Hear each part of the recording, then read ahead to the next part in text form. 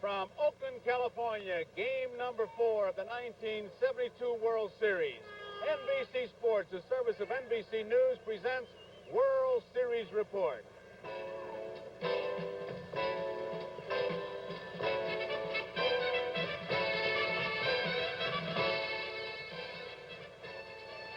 Hi, everybody. I'm Joe Garagio, and once again, I'm here at the ballpark in the bleachers, and the weather, well, we don't have any rain just yet, but there is a threat of rain. I've brought my umbrella. I'm ready. It is cool. It is one of those nights that you better hit that ball right here and not on the end of the bat or on that handle. You're going to get a handful of bees. It is crisp. You know, one of the main topics of conversation in the clubhouse, both clubhouses for that matter, is an unanswered question.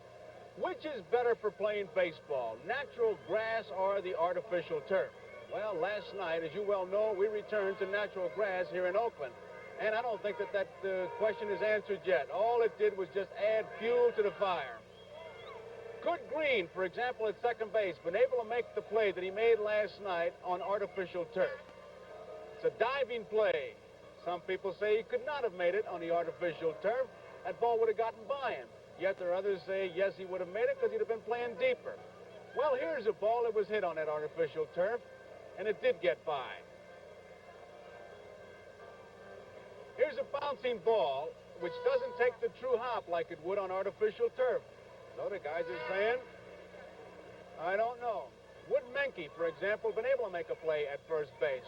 This was on natural grass, he couldn't. So the question goes on and it goes on unanswered.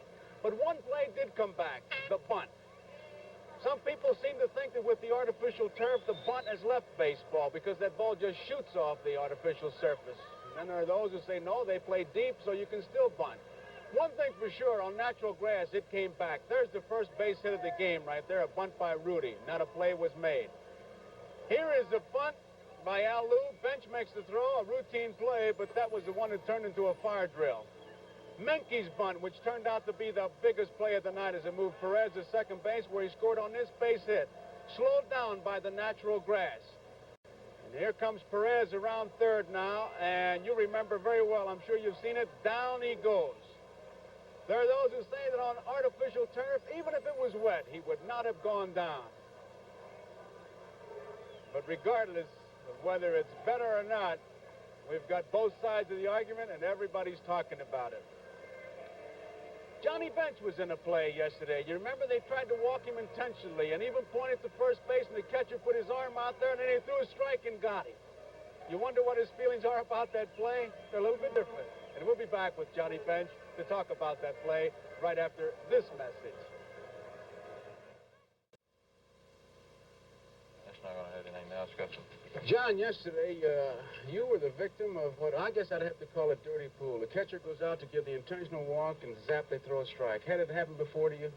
Never, and I don't think it'll ever happen again, Joe. I wasn't upset too much about it after the game, but I woke up this morning, I started thinking about it, and, you know, with 60 million people looking on, you really look like a goat. The thing was that I was halfway prepared. Morgan had hollered at me and said, be alert, be alive, when the pitcher started into the windup. Did you believe Dick Williams when he pointed right there to the mound? Well, on the mound? I think he'll probably win an Academy Award for this series. He is most appearances by manager, most pointing, most discussions, whatever. And, of course, I think now their tricks are over, and here he is right now, and somebody didn't wait. Ooh. And in fact, he said it was the best slider he threw all year. Did you see Tennis when he put his arm out? Yes, I glanced back at him because when he came back and he pointed around, and I thought, well, with Perez up, there's one out. He's a double play man. The infield slow. You know, you got a force play at the plate. A sacrifice fly means 2 runs, and that late in the ball game, and extra runs mean a lot. Did you ever pull that play off yourself? No, I've had pitchers throw it over the plate. Well, not without it, you know, without intentionally doing it. But you know, those tricks like that. Now we're aware of their type of baseball, I think, to an extent. They've just about run out their string. Would you do that to somebody else? I don't know. You know, you find one rare situation, you find one catcher that really doesn't know what's going on, and you go out there and try to catch him. And they did. It didn't make you mad till this morning when you realized how many people saw it. That's about it. Now, why in the world wasn't I ready, or how can he make that kind of pitch? I think it was just the fact that I was a victim of the times, and it's not a good thing for me to really remember, because everybody now, the whole winter long, is going to say, hey, I saw you take that 3-2 pitch. That's stupid. Hey, John, you were talking about Billingham after the ball game. You were very high on the fact that you thought maybe he should have even been your starting pitcher in the series. Well, I really did, Joe. I said that after the first ball game, not knowing their attack and what type of hitters they were, we went ahead with Nolan. But after seeing their attack, I said I wish that Billingham could have started, because I felt he was the pitcher that could have done the best job against them. He picks the corners, he's got a sinker ball, and he throws a big slider, and I think that's the best way to get these guys out. How about Gullett? Gullett's going to overpower him. I think against Pittsburgh he had some problems, but he's a power pitcher going against the power hitters. And when something like that happens, the power usually hitter is going to wind up winning more often than not. I think he can beat this ball club. I really do. I have complete faith in him. And then let's hope that Nolan can just come back. Just overpowering him. Right. John, I want to get into a thing about wearing gloves to hit. Do you wear a glove to hit? Only in spring training, just until my hands get tough enough, and then I just stay away from the gloves. I sweat a lot, and the hand gets all wet, so it doesn't do me any good. You still use dirt? Well, I'm not much of a dirt man. I like the pine tar and the rosin, a combination. I leave it sticky on my hands. They're almost black when the game is over, and I really get a good feel of the bat. Well, John, we've got 4 fellas that I'm going to talk to who wear gloves. I'm going to ask them on what hand they wear it and why do they wear it. We should get some interesting answers.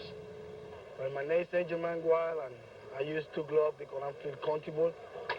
And I use cold in my bat because here in Oakland, only in the season it's cold all the way, and that's why I use glove and cord in my back. My name is Sal Bando, and I use a batting glove on my left hand because after the off-season, when you report to spring training, your hands are soft and they're susceptible to getting blisters, and they get sore, and all the extra hitting to become very raw, plus the fact your coordination isn't what it would be during the months of June and July, and hit a lot of balls badly and your hand stings. I would like to break the habit, but I'm just unable to. My name is Dave Duncan, and my reasoning for not wearing my glove on the top hand is that I prefer to have one hand bare, and personally, the bottom hand, I would rather have the glove on for better grip on the bottom of the bat. My name's Dal Maxwell, and I don't wear a hitting glove. It just doesn't feel comfortable to me. Besides that, I don't get a hit that much. That's a pretty good reason. You know, some guys don't wear it at the bat, but they wear it when they're out in the field. For example, Gene Tennis of the Oakland club, the catcher, got the big catcher's mitt, but he still wears a glove inside that catcher's mitt. And I asked him why. He says he doesn't like the feel of the sponge, and so he wears a handball glove for protection against a bone bruise. And then there are those who don't wear it at the bat, don't wear it on the field, they just wear it when they get on base. Now, take a look here at Campaneris. He doesn't have the glove on. As he heads down to first base, you'll see it on the split screen. He'll be off to the right. And you'll see him reach in, get the glove, and he's putting it on. Another fella does that is Joe Morgan of Cincinnati. Now, watch him reach for the glove. And he puts it on, and they say they do that because they do a lot of head-first sliding, and they don't want to jam their fingers. But I've always felt that fellas like that put a glove on when they get on base because they just want to look nice when they get to second base, and you just don't know who you're going to meet, and so you do want to look nice. There was another play yesterday that I want to talk about, and that play involved Mike Epstein. You remember he just got the ball and kind of flipped it, nobody was there. It was one of those hot potato, who's got the glove and who's got the ball. Oh, I got the glove. We'll be right back after this message.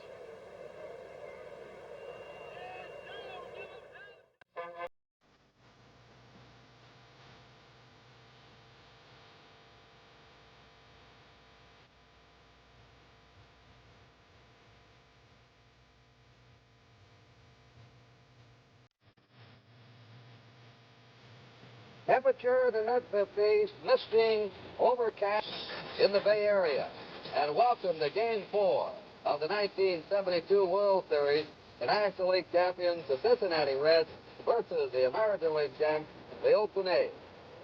Brought to you by Gillette, makers of the Gillette Track 2 two-bladed shaving system. And by your Chrysler Plymouth dealer, highlighting Plymouth Satellite for 1973. Built to be seen, not heard. Hi, everybody. Kurt Gowdy of NBC Sports. Monty Moore, the voice of the Oakland A's. When are the hitters going to start hitting? Everybody's asking about this 1972 World Series.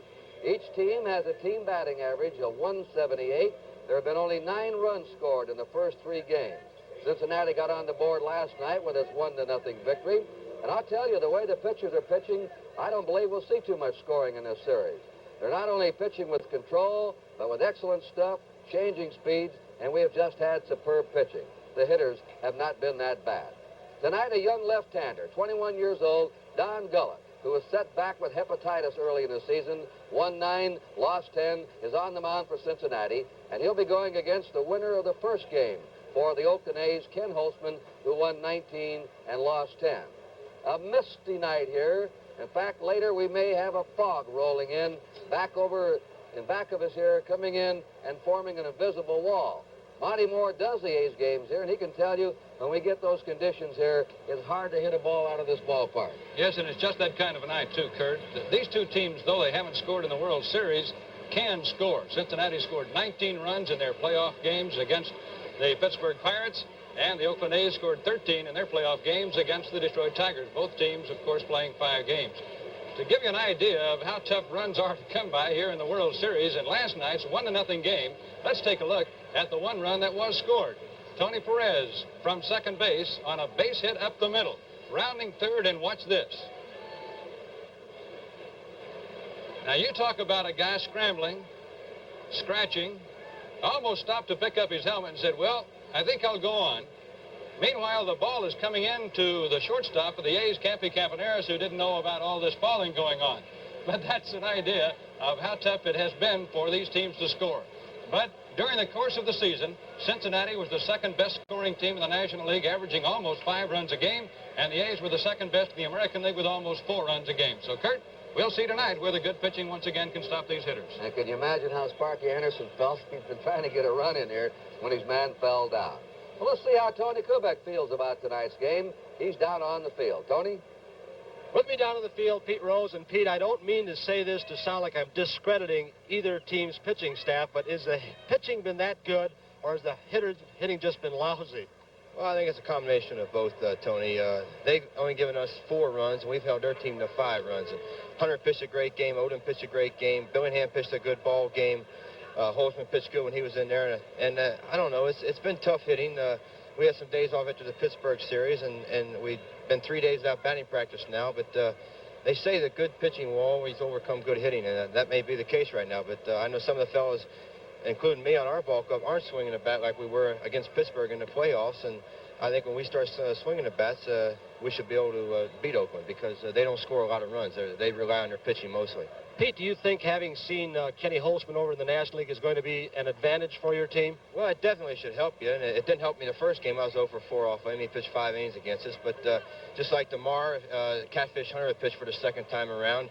Then we'll get to see probably Vida Blue Saturday and Blue Moon Odom if it goes 7 games Sunday. And I think it always helps a hitter, especially a hitter like me, because I want to know how a guy's curveball breaks or how a guy's slider breaks or what kind of velocity he's got on his fastball. And I think seeing a guy more than one time really helps you, especially me. Pete, quickly, what about Don Gullett? He's had a few bad starts. Well, what can you say about a guy that pitched 2 times against Pittsburgh Pirates? Pittsburgh's an explosive ball club, and they handle left-handers pretty good, and other than that, he's pitching pretty well. Pete, thank you. Have a good day today. Thank you, Tony. Pete Rose, now let's go back upstairs. Another sellout crowd here in Oakland, and we're ready now for the opening ceremonies of Game 4 of the series. Good afternoon, ladies and gentlemen. Welcome to the Oakland Coliseum for the 4th game of the 1972 World Series. Here are the official lineups. First, the Cincinnati Reds.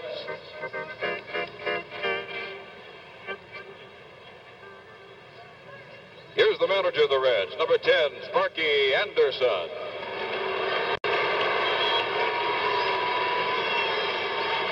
Batting first and playing left field, number 14, Pete Rose.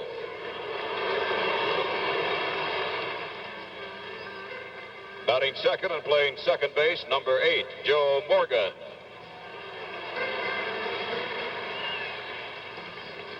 Batting third and playing center field, number 28, Bob Tolan. Batting fourth and catching, number 5, Johnny Bench. Batting fifth and playing first base, number 24, Tony Perez. Batting sixth and playing right field, number 11, Hal McRae. Batting seventh and playing third base, number 16, Dennis Menke. Batting eighth and playing shortstop, number 13, Dave Concepcion. Batting ninth and pitching, number 35, Don Gullett, who's warming up in the bullpen.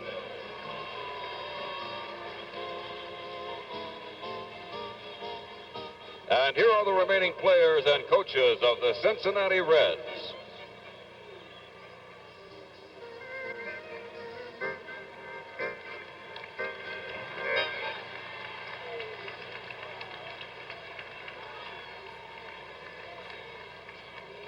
Now for the Oakland Athletics. Here is the manager of the A's, number 23, Dick Williams.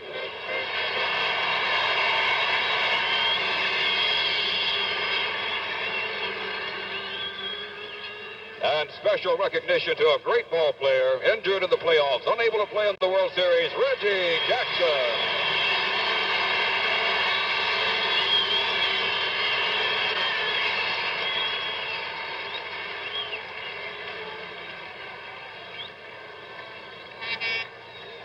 Batting first and playing shortstop, number 19, Campy Campaneris.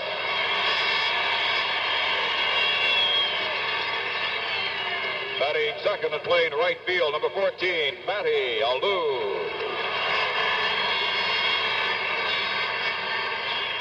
Batting third and playing left field, number 26, Joe Rudy. Batting fourth and playing third base, number 6, Captain Sal Bando. Batting fifth and playing first base, number 5, Mike Epstein. Batting sixth and playing center field, number 25, George Hendrick. Batting seventh and catching, number 38, Gene Tennis.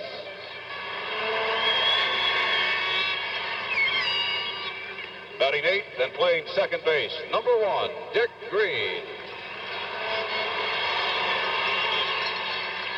Batting ninth and pitching, number 30, Ken Holtzman, who's warming up in the bullpen.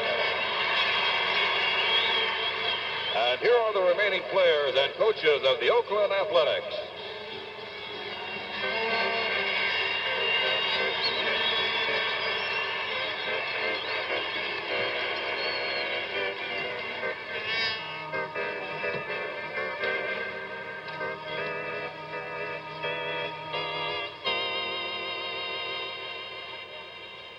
Ladies and gentlemen, we invite you to rise and join in the singing of our national anthem, which will be sung by the Bell recording artist, The Fifth Dimension.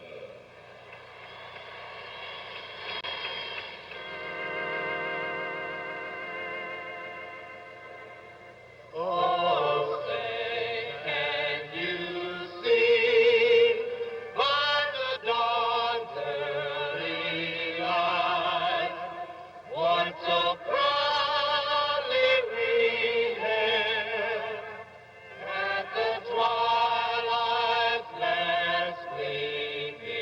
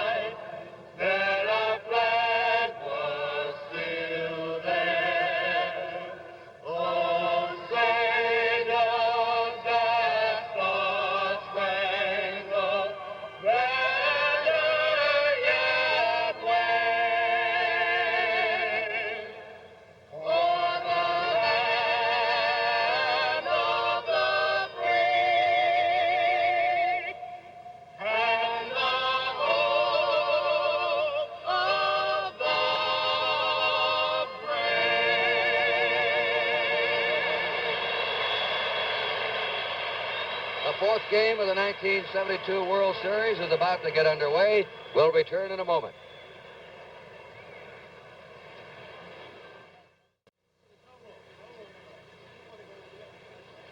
Ladies and gentlemen, we direct your attention to the commissioner's box where Lefty Grove, who in 1931, the last year the Athletics were in the World Series, won 31 games and lost only 4, and who in 1969 was voted the left-handed pitcher on the all-time All-Star team, will throw out the ceremonial first pitch.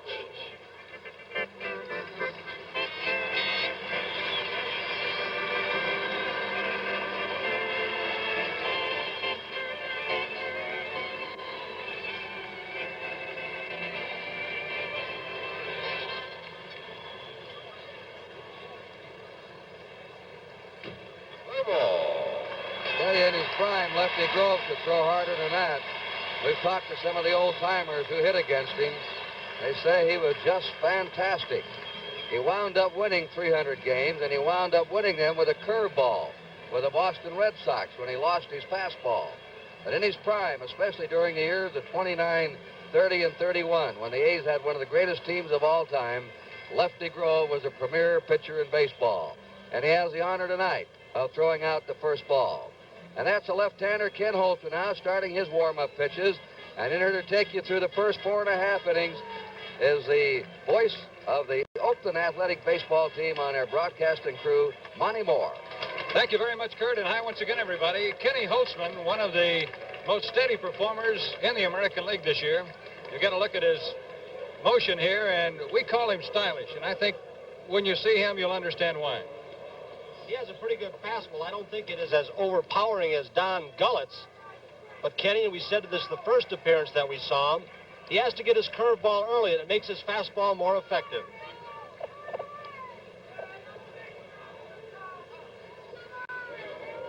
The umpires for the game here tonight, Frank Umont of the American League behind the plate. Bob Engel at first base. Bill Haller at second base. Chris Pelikutis of the National League at third. Jim Honachek of the American League down the left field line. And Mel Steiner on the right field line. He's from the National League. Frank Umont is going out to talk with Ken Holtzman about something here. I don't know what it might be, but I think he's indicating to him that he can blow in his hand here tonight while standing on the dirt part of the mound rather than having to get off of it because it is a little cool. Might be he wants to tell Sparky Anderson the same thing. Dick Williams is a pepper pot manager who always has been an umpire baiter. And he was telling me before the game tonight, the umpiring in this World Series has been outstanding, just excellent. And Sparky Anderson echoes the same thoughts.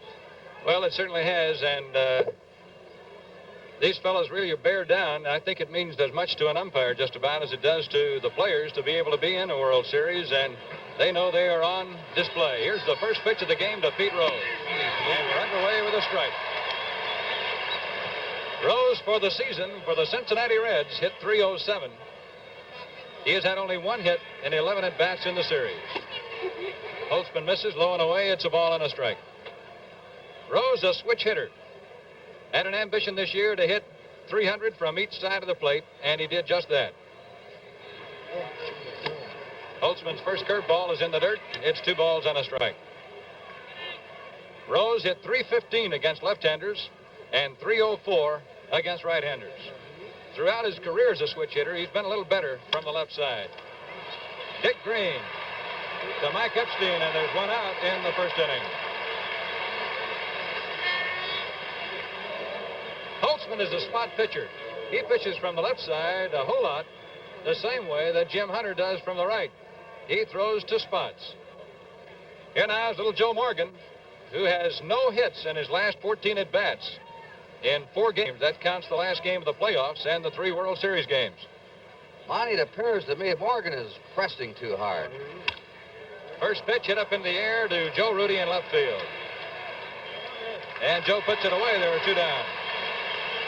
He lives here. He really wanted to do well. He's been swinging hard. He's perhaps trying to go for the long ball too much, maybe.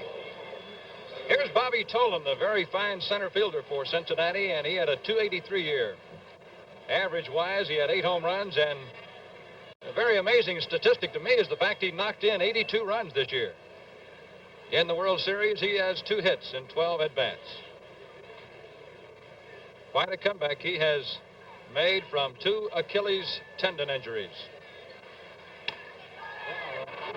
Kenny Holtzman's got a tough play to make, and Epstein dropped the ball. Very fine play by Kenny Holtzman. He threw that ball right where Epstein had the glove. It bounded away. Pretty good bunt by Bobby Tolan. Holtzman barehands it, knows he's got to hurry. Just off the edge of the glove of Mike Epstein. Now we'll watch Tolan. Last night the Reds stole 3 bases. They want to play a running game. They're 2 down. Ideal situation for him. Tolan swiped 42 bases this year. An error has been given to Mike Epstein on the play. Here's Johnny Bench.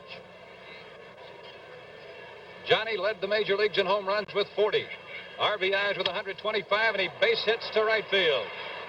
Tolan will go to third base. Matty Alou gets the ball back into Dick Green, and the Reds are set up now with runners at first and third and 2 down. And here comes the hottest hitter for Cincinnati in the World Series, Tony Perez, the only player who has hit safely in all 3 games. He has 5 hits. Bench just laid the bat on that one, purposely hitting the right field, wasn't trying to pull it. Now the error could prove very costly if Holtzman cannot get Perez. Johnny Bench at first base. Tolan at third.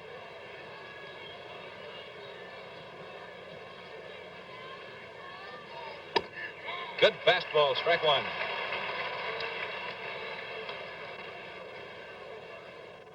Bench stole a couple of bases in the playoffs against Pittsburgh. It was quite a surprising thing.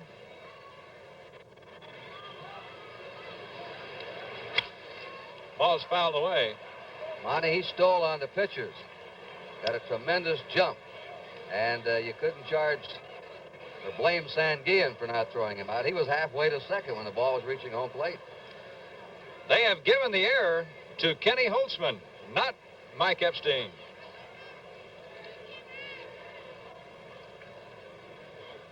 Holtzman is ahead of Perez now at 0-2. See if he tries to go the waste pitch and tempt Perez or if he challenges him. Bench took off and no throw is made. He steals second base. Johnny Bench steals second, hoping that the A's would throw and Tolan would break to the plate. The same kind of a play on which Reggie Jackson of the A's scored against Detroit in the playoffs to tie up the final game.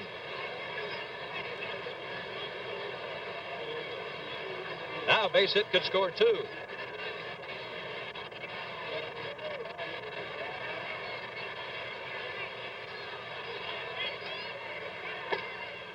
Holtzman broke the curve down and in. It's 2 balls and 2 strikes. You can see the left side of the infield is back all the way.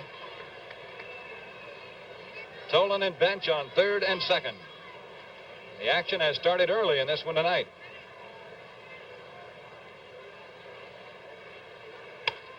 Foul away. Holtzman with a good live fastball. Monty, so far in this ball game as opposed to last night, the hitters are obviously seeing the ball better. Cincinnati seems more aggressive at the plate than any of the other 3 games. Sparky Anderson seemed to think the win they had last night really relaxed his ball club. They were awfully tight until they found out they could score, though it wasn't many. Tolan with a bluff start off third. Holtzman again challenging Perez with a letter high fastball. It's 2-2.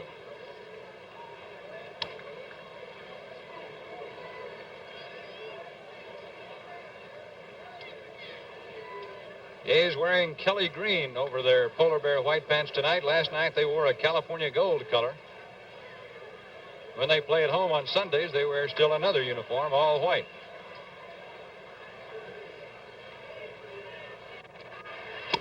He struck him out. The score after a half inning, Cincinnati nothing, Oakland nothing.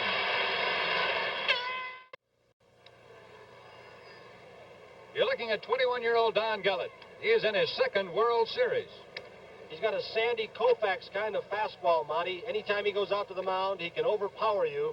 Does not have the Koufax curveball, but he can throw the fast one by you. This is the man they expected to win 20 this year, but he had a case of hepatitis. When they finally discovered what he had, it was called then subsiding hepatitis, the tail end of the disease. But it really set him back this year. Here's the A's leadoff man, Campaneris.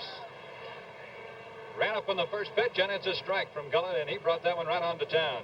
Campaneris uses a big bat, as you'll notice. It's almost a bottle bat, but it's big all the way down to the handle. Very light, however. He's broken about 30 bats this year. Trying to bunt, it goes foul again. It's no balls, 2 strikes. Been rather quiet for Pete Rose so far. Last night he told me he had about a dozen eggs and oranges and apples thrown at him out there. They have a sign writing back at him, Rose Garden. Go Reds. There are some Cincinnati fans here. 2 strikes to count now as we look at Campaneris. That good riding fastball, he wasted it. It's 1-2. Campaneris can hit home runs. He had 22 home runs a couple of years back in one season. Had 8 for the A's this year. Swinging late on that Gullett fastball. 1 ball, 2 strikes, no score. Game number 4 of the World Series, the 5th game to be played here in Oakland tomorrow afternoon.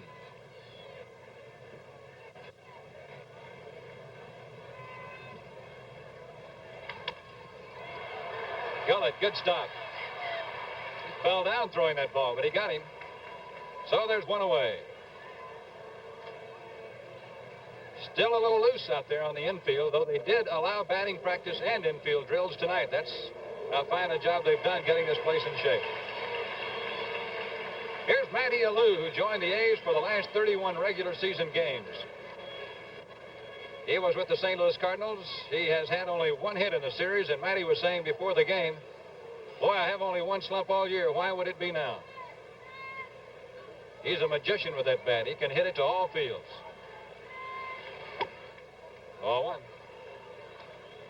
Monty, noticed the way they're playing him in the infield, especially over here in Oakland with the soft grass. They've come in halfway. They're really in tight, and the outfield's very shallow.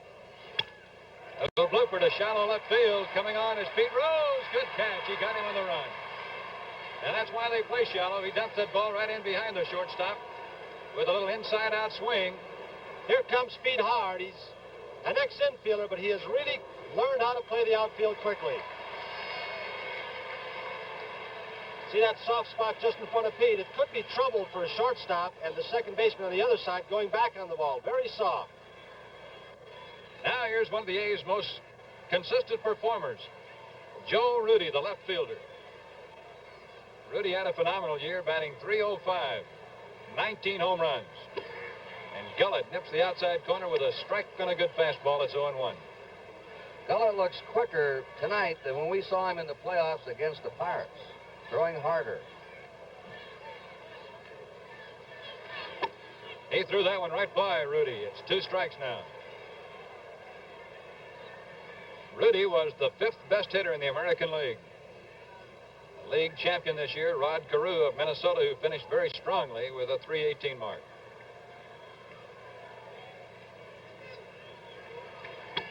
Bench moved outside, you notice, just a little bit that time, asking for the waste pitch. You watch the good catchers move around behind that plate. They help out pitchers, particularly men like Gullett. Throw so hard, they give him a big target. Rudy really got jammed. Shortstop Concepcion takes care of it, and the A's go 1-2-3 in the first inning.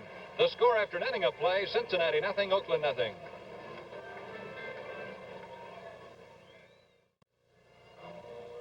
Give you a look at the differences in uniforms of the umpires. On the right, the National League umpire you see is in all black with a white patch over the left chest, and that's an American League umpire, Bill Haller, on the left. He has gray slacks with a dark blue sport coat, and they tell me that the American League umpires next year might even be wearing those white striped shoes. Here's Hal McRae.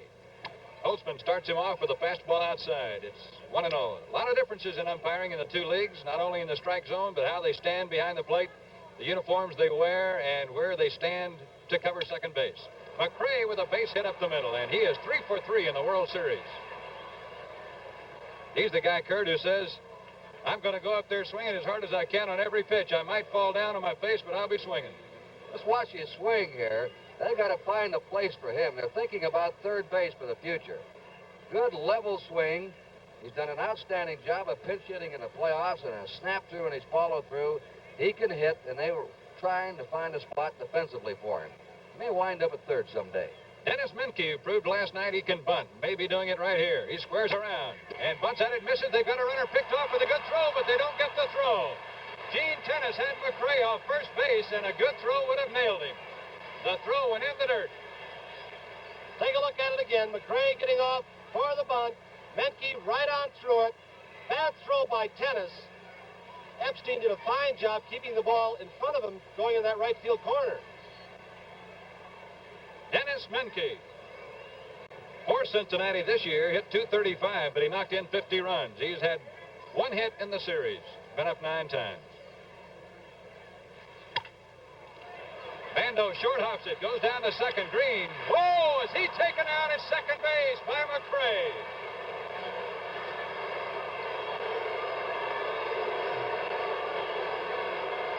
Watch Bando again. He's trying to get the lead runner. Now watch McRae. Green a dead duck. Watch McRae once again. Had a good jump on the little topper.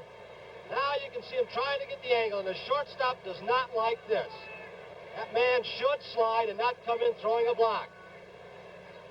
Boy, McRae took 2 or 3 short steps right before he got to the bag, and that's the way they play it in the World Series, fans. Now here is Concepcion. There isn't a football coach in America who doesn't have a big smile on his face right now. And those who say that baseball is a no-contact sport, just lay back and watch. 1-0 the count on Concepcion, the shortstop. Holtzman, a good fastball, let her high, 1-1. Bando made a good play there, by the way, on that very soft infield turf. He had to take the short hop, and it does not come up true all the time on this kind of grass.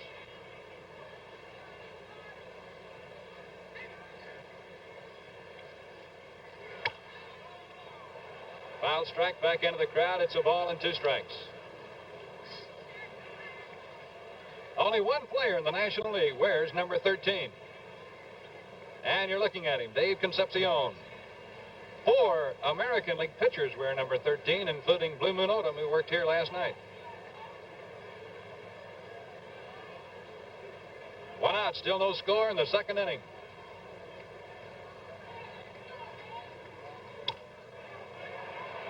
Bando to Green, they got 1, and there'll be no double play. And Green hung right in there. He didn't flinch. He had back surgery earlier in the year, too. Fans, this telecast is presented by authority of Major League Baseball. Watch Menke coming in hard again on a replay. Another difficult play for Green. Much more difficult for a second baseman because your back is toward the runner. The shortstop, you have the runner out in front of you. You can see him sliding. You can avoid him. Here's Don Gullett with a runner at first and 2 down. He had a good rip. Gullett hit .211 for the year. His lifetime National League average, 159. Only 21 years old and his second World Series. Strike 2. Holtzman showing good respect. He's keeping that ball away from Gullett.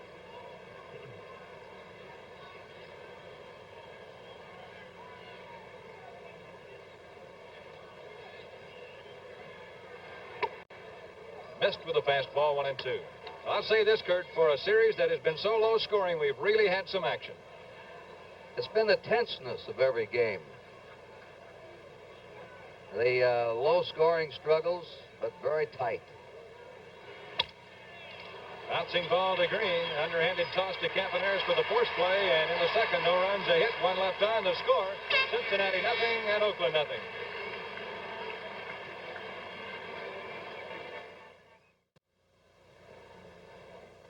The statistic at which you're looking right now indicates that left-handers pitching to the A's lineup with a Reggie Jackson and a Mike Epstein and a Matty Alou, all batting fairly close together, gave this Oakland ball club some trouble. They were tough on right-handers, as you can see, 66 wins and 38 losses.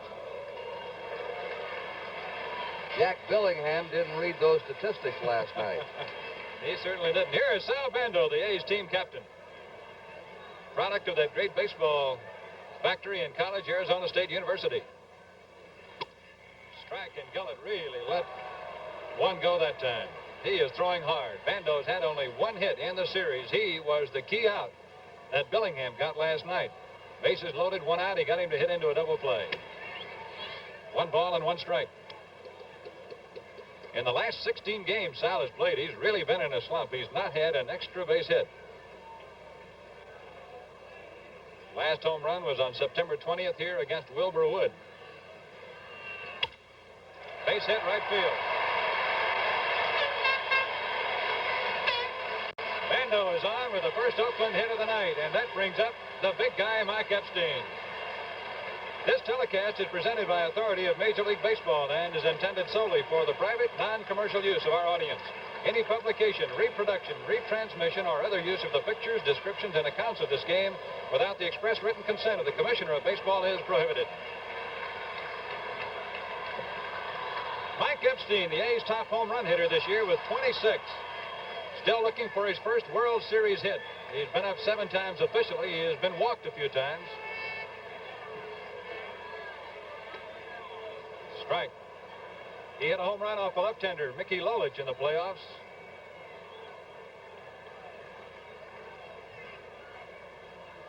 Mike has not been platooned all year in Oakland. He has been given the job most of the season here. Foul away. He will hit the ball for power to left and left center field against left-handers.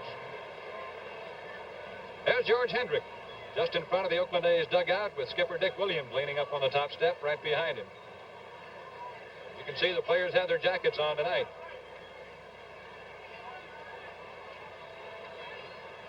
Gullett quickly ahead of Epstein at 0-2.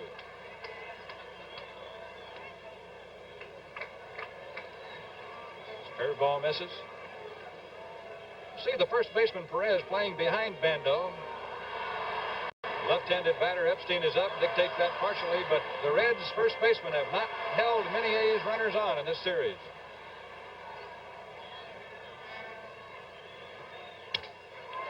A jam, broken bat, looper to Joe Morgan, and Epstein won't bat with that one anymore.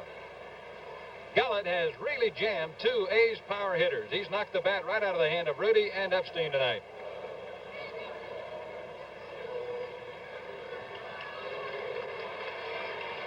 Now Gullett will pitch to George Hendrick. He's the center fielder for Oakland since Reggie Jackson is on the shelf with an injury. George has had 1 hit in the series.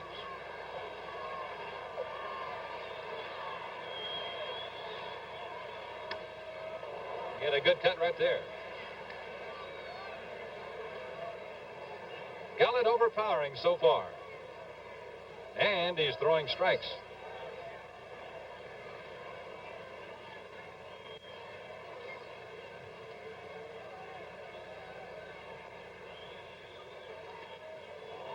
Bounced that one across the plate. 1 ball, 1 strike.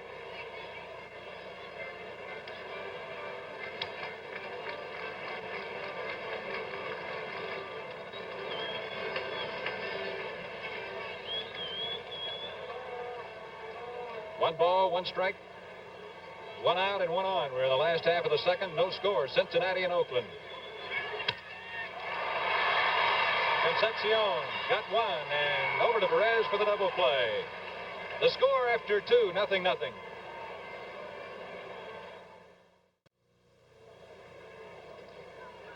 As you can see, Cincinnati was awfully tough against left-handers this year. They won 28, lost 12, and right-handers 67 and 47.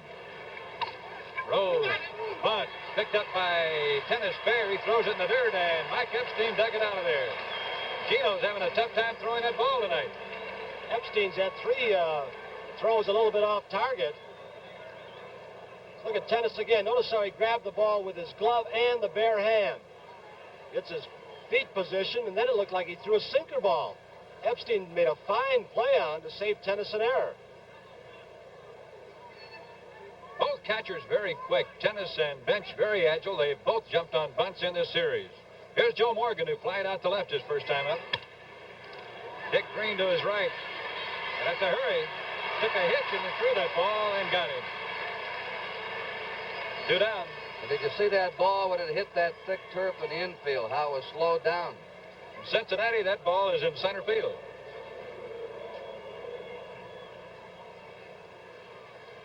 Both catchers, Bench and Tennis, played other positions. This year, as a matter of fact, Bench played some in left field for Cincinnati. Gene Tennis has played everywhere, including second base in the championship series in Detroit. Bobby Tolan takes a curve from Holtzman, who's been pretty tough against Cincinnati in his entire career. He's won 9 games and lost 3 against the Reds, including a no-hitter he pitched against them.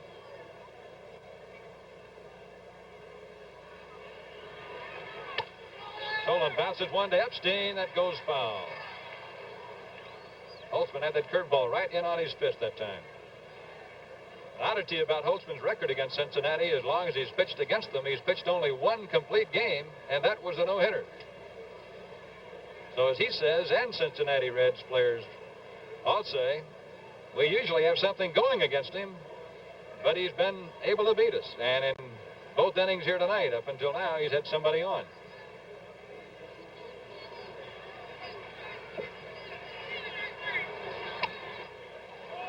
Fastball slanting over that outside.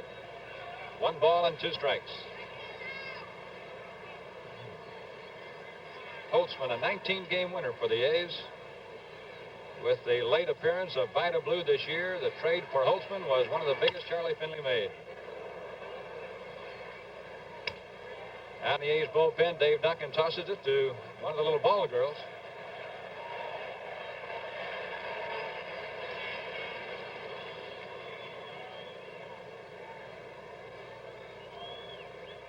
Let's see if he goes with a waste pitch here.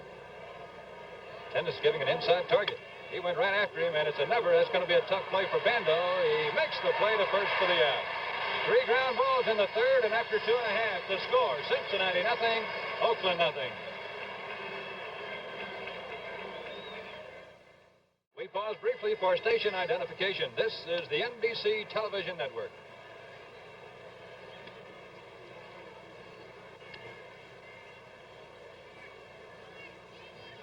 Kurt, I believe we're going to have a pitching change for tomorrow night. Gary Nolan was scheduled to pitch for Cincinnati, and I think they've taken him out of there. He threw in the bullpen last night. I don't believe they liked the way he looked. And I believe they haven't announced officially, but I think they'll come with Jim McLaughlin, the right-hander. Here's Gene Tennis. A's catcher has had 2 hits in the World Series. He's 2 for 10, and guess what they were? Both home runs. Looks as if they might be talking about the location of the batter's box in relationship to the plate. Johnny Bench might have complained that Tennis was too close or something. If McLaughlin goes for the Reds tomorrow afternoon, Jim Hunter will be pitching for the Oakland A's. Gullett to Tennis, low and away, ball 1. Gene Tennis, who signed in the A's organization as a shortstop, played in the outfield, wasn't getting anywhere, decided to become a catcher. Takes a look at a blazing fastball for a strike. It's 1-1. In ball player parlance, Mr. Gullett is bringing it tonight. The A's have 1 hit, an off-field single by Bando.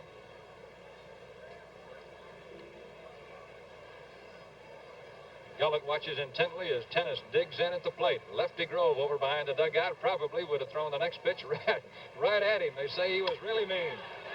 Pitch is fouled off, strike 2.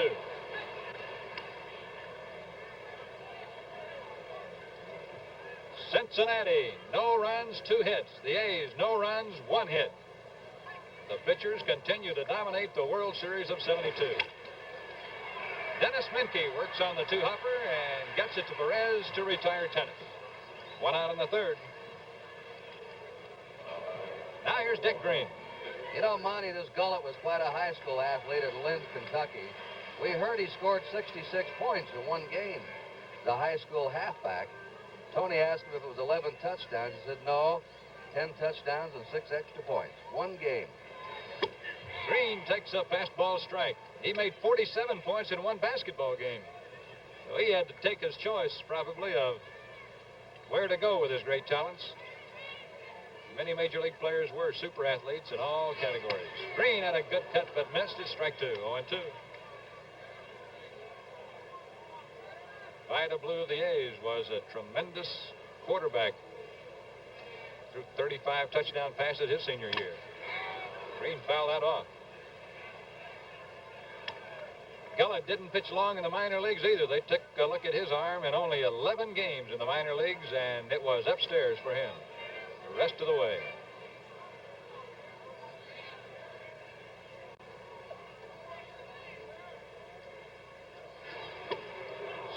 Struck him out with a breaking ball. Bench dropped it but tagged him out. So they're 2 down. Gullett gets his first strikeout of the night, and it brings to the plate Ken Holtzman, who was a good hitting pitcher for Oakland this year.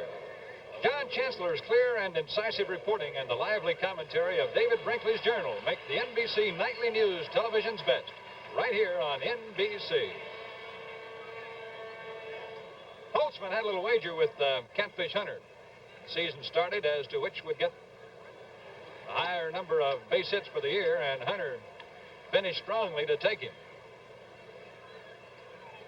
His lifetime average shows only a 158 mark. But he has hit a couple of home runs. 1 ball, 1 strike. I think that might have been Gullett's breaking ball. He's even throwing it hard. Monty, if he gets that snake over along with the fastball he's got, Hayes might be in trouble. He's overpowering. Amazing thing is these young pitchers can come out here and throw strikes in this tense situation. Holtzman rips one to left, but Pete Rose will be there when it comes down.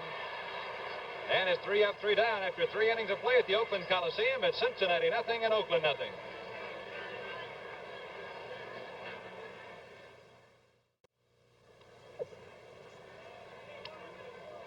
You know, Monty, Johnny Bench is leading off here in the 4th inning. And last night he dated the boss's daughter. Only it was the wrong boss. He had a date with Charlie Finley's daughter. Called her up, took her to the basketball game. She's a beauty, too. Former homecoming queen at the University of Colorado. We were kidding Charlie Finley about it. You may want to borrow some money someday. Charlie has a big family, 7 children, and 6 of them made the trip into Detroit, then on to Cincinnati, and out here. His oldest daughter, Sharon, is expecting a baby any day now, and she's home in LaPorte, Indiana. The only child that isn't here in the Finley family. And there is his owner, Charlie Finley, right next to his wife, Shirley. Kenny Holtzman to Johnny Bench, who's had 4 hits. Kenny starts him off with a curve high and away. Both Charlie Finley of the A's and Bob Hausum of Cincinnati have done super jobs putting together championship clubs here this year. Hausum decided after the 1970 World Series team for the Cincinnati Reds that it was not the kind of team he wanted, even though they had won a National League pennant. He wanted an exciting team, one that thrilled the fans, and he went out and got a Morgan and a Geronimo and others. Johnny Bench has hit number 5, a single up the middle.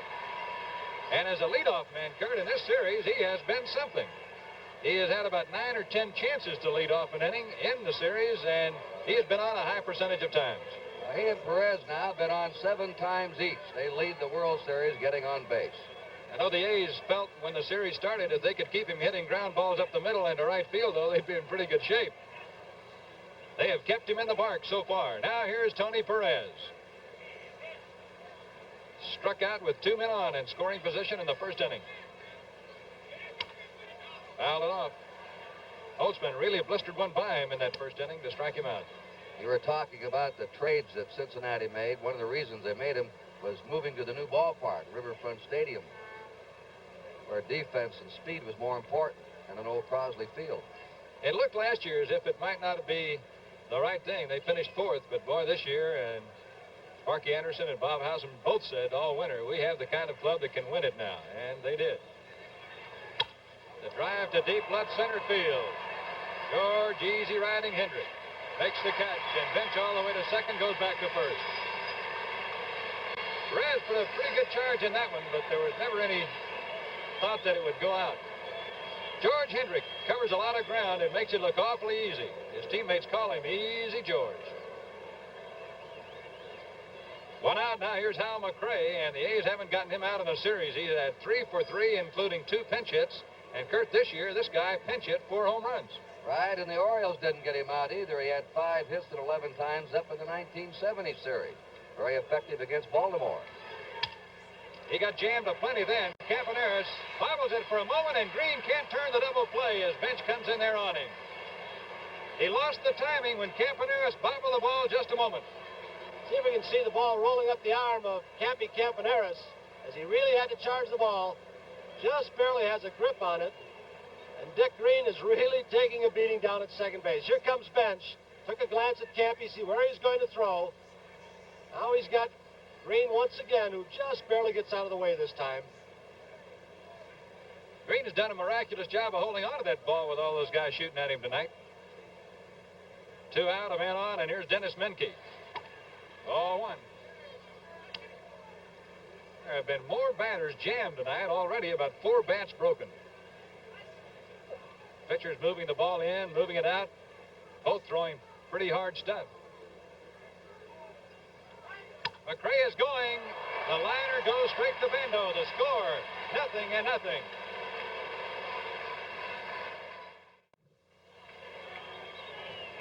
As we go to the last half of the 4th inning, Bert Campaneris will lead it off for the A's. And Kurt, though the Reds are not coming up with too many base hits, they're really swinging that bat tonight.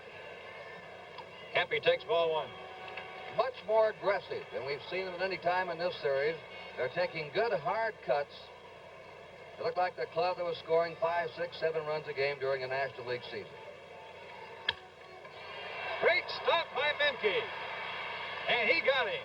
Menke playing shallow, which made that a tougher play. Campaneris almost hit it by him. Menke daring Campaneris to hit the ball by him about 6 feet up in front of the bag. Diving stab by Menke. He knows he's got to hurry, gets a good grip to get Campaneris. Oh, we have had more infielders with their uniforms dirty on diving stops here in the last couple of nights. Here's Matty Alou. Took the curve high. He wanted that one. Kellett hasn't hung very many tonight, but he hung that one. He hasn't hit a ball hard in this series.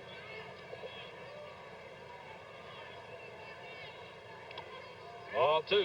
He really ripped it in the Detroit series. He had 4 doubles against the Tigers. 1 off the left center field wall. He's hit 1 home run. He hit it right after he joined the A's and hit it to right field. Gullett is behind him, 3-0 now. Matty's a little bit like Campaneris. You really have to work to walk this guy. They come out of that dugout swinging the bat.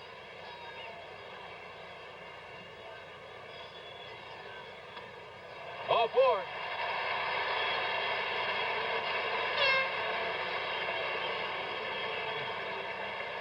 Carrying it there. That's Matty Alou on the back as he comes over at first base with Joe Rudy coming to the plate for the Oakland A's. Rudy got jammed and popped up to the shortstop in the first inning. Joe's had 3 hits in the World Series. He's been up 12 times. Strong man. Kurt, this is one of the few men I know in Major League Baseball who will work with weights. He spends a lot of time in the winter weightlifting. He's worked in every department of the game, and he is very quietly sneaked up on Major League Baseball as one of its brightest stars. You really have to be quick to stand as he's standing right there and hit the high inside pitch. Tried to go to right with that one. You could see him shorten up on the swing just a little bit. 1 strike to count. It's a very radical batting stance. You have to be strong to be able to stand like that and hit the ball as he's hit it this year.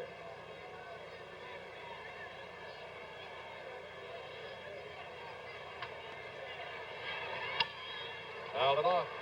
And Gullett is ahead of Rudy now at 0-2. We're scoreless in the 4th inning, and we're happy to have you with us on NBC tonight, watching this game live and in color from the Oakland Coliseum. It's a foggy night over San Francisco, and that fog is now over Oakland.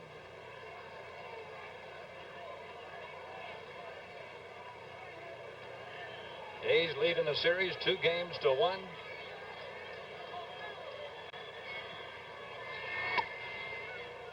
Rudy takes the ball. You'll notice Rudy, after every pitch, leans down and picks up some dirt. Irv Norn, the third base coach for the A's, a boyhood friend of Dick Williams, the skipper of Oakland.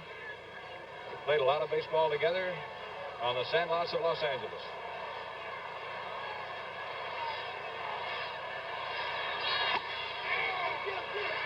Bates throws the ball away, and Alou's on his way to second.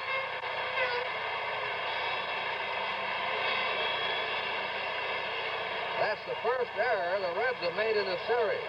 Oakland has made 5 errors. Vince caught Alou leading a little bit, and he made a pretty good throw right on the money. I think Perez took his eye off the ball momentarily to see where Alou was, and the ball got by him for an error. Now, if Joe Rudy or Sal Bando can come up with a base hit, the A's could take the lead here. 2 balls, 2 strikes. Gullett went high and away on both waste pitches to Rudy.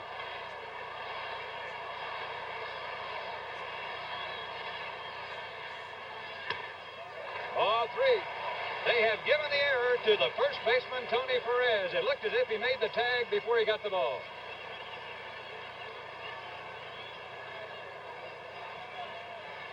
Three and 2 to Rudy. Gullett is not being cued. He's thrown Rudy 5 straight homers.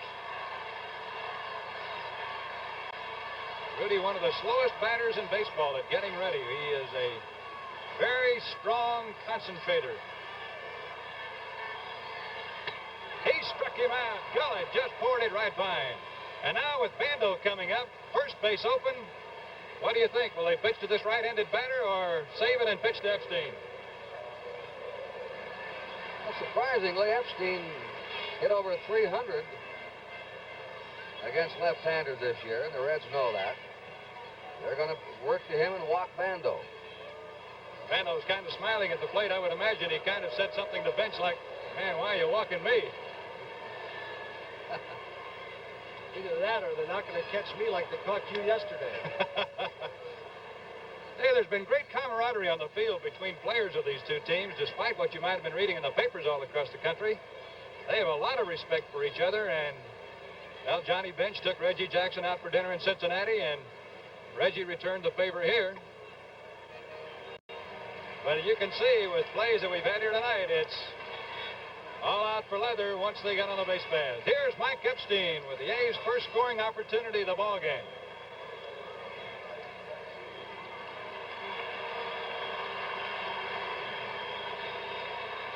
They'll play Epstein back on the right side. Morgan not playing anywhere close to as deep as he played in Cincinnati, but I would imagine he'll still get back on the outfield grass. Alou at second. Bando at first.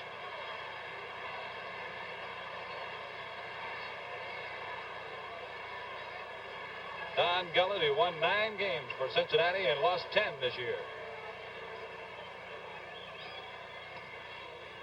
Missed with a low fastball.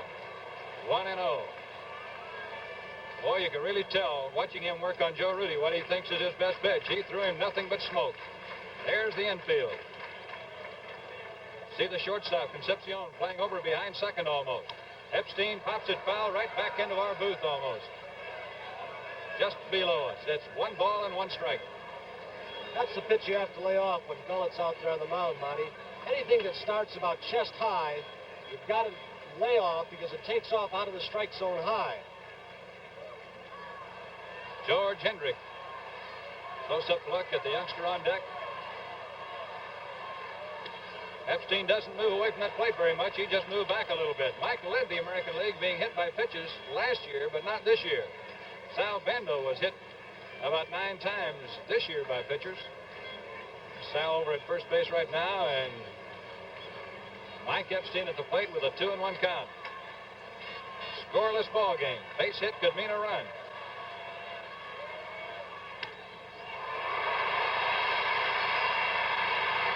Great play by Concepcion. Well on the first base side of second base, and they got Mike Epstein and retired the A's, leaving 2 on. I don't think Morgan could have made the play as as he was going to his right. He wouldn't be able to stop. Concepcion ranging far on the first base side of second with a fine play on Epstein. In the fourth inning, no runs and 2 left. 1 error, the score, 0-0. Last of the 5th inning, George Hendrick grounded into a double play his first time. He pops it up to the right side. Joe Morgan spread eagling those arms, squeezes it out, number 1. The next batter for the A's will be Gene Tennis, who grounded out his first time.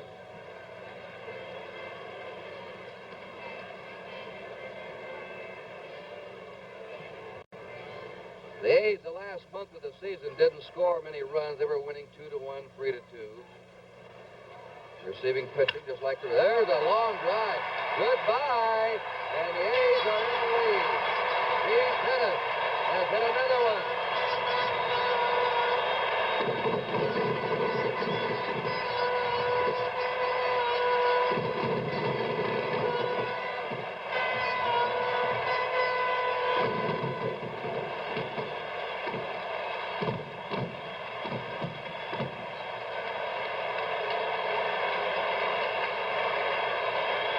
Tennis hit 2 on Saturday. Another one today. Charlie Finley with 2 banners. The fireworks and the whole ballpark erupt. And the A's lead 1-0. Dick Green hits that fly ball to right fielder McRae, and they're 2 down. Boy, that Tennis really had authority on that drive. That was a line drive over the left field wall.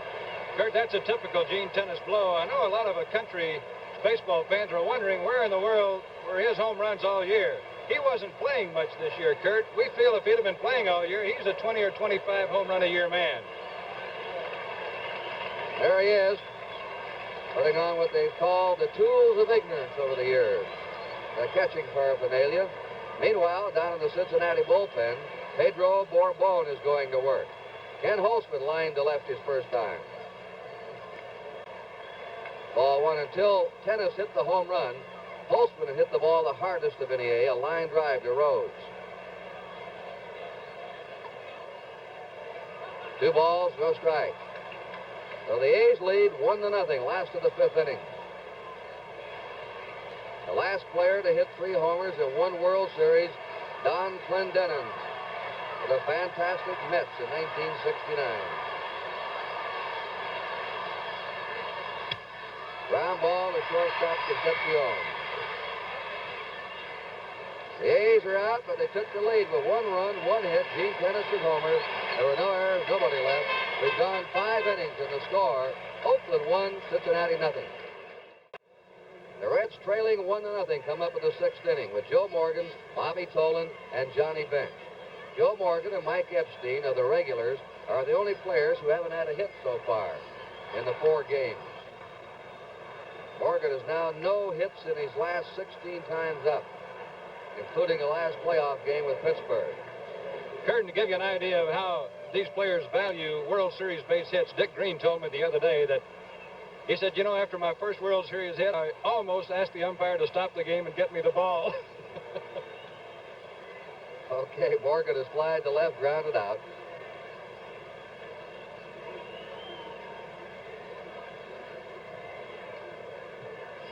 The Reds have hit some shots tonight, but right at somebody. Foul back.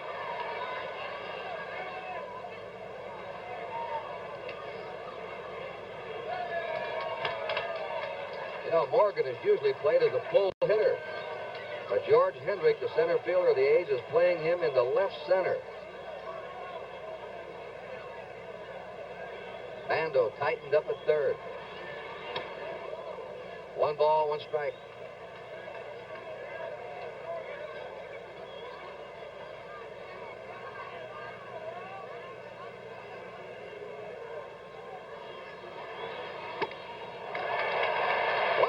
Strike to Joe Morgan.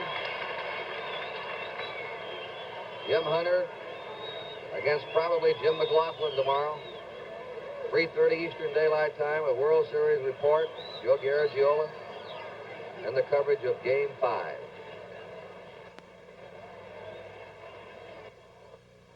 Two balls, 2 strikes.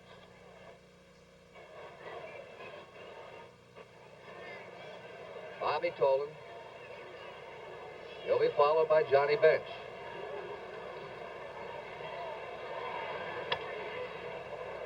It's off the fist foul.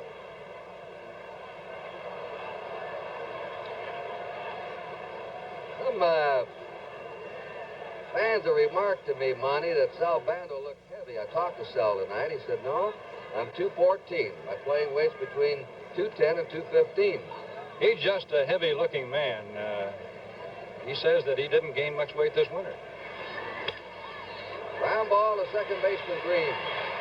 One down. Sal says his toughest problem with weight is when the A's go to Cleveland and play, and his mother, who is quite an Italian cook and a good one, has him out at the house a few days. Bobby Tolan is reached in an error by the pitcher and is grounded out 0 for 2. 1-0 Oakland, top of the 6th inning.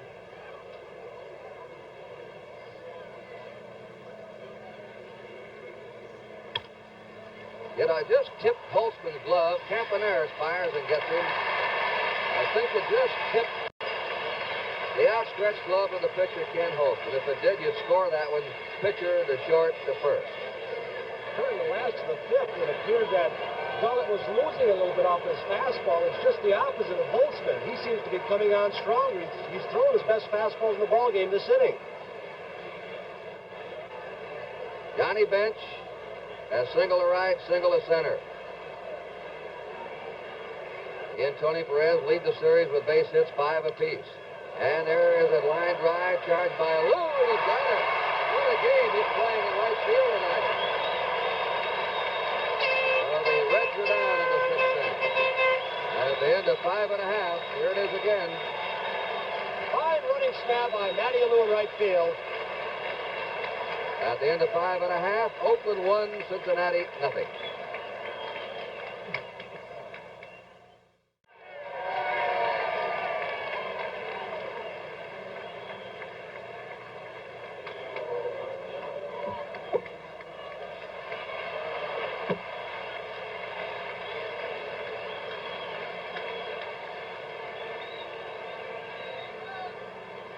Last of the 6th inning.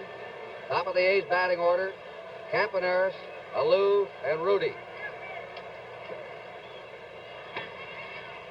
Ball 1. Pedro Borbon goes back to work in the Cincinnati bullpen. Campaneris was robbed of extra bases on a stabbing grab by Menke, the third baseman in the 4th. He hits a high fly to deep left. Squeezed over in the corners, Pete Rose, foul ground, takes it, 1 down. If you like collecting things, why not try something with a sure payoff United States Savings Bond? You can buy bonds right now through the payroll savings plan. It's easy, it's painless, and it's sure. You'll collect peace of mind. Start buying U.S. savings bonds now and join payroll savings. Matty Alou has flied out and walked. They're cheering his glove, not his bat. And, Kurt, that's a little unusual because when Matty came over here, some of the reports from the National League were that he was not an outstanding outfielder. He has been anything but a poor outfielder for Oakland. He's even thrown 2 runners out on the bases. He's made several circus catches, and the A's are mighty happy to have him. 1 hopper to third baseman Menke. 2 down. Joe Rudy has popped up, struck out. Oakland ahead 1-0 on the home run by Gene Tennis with 1 out in the 5th inning. The Reds have 3 hits. The A's have 2 hits. Each team has made 1 error. A win tonight for the A's would give them a commanding 3-1 lead. The Reds could even the series up at 2 games apiece if they won.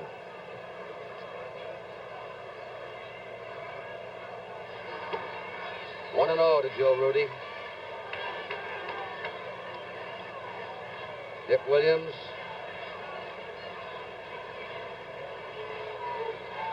Sparky Anderson.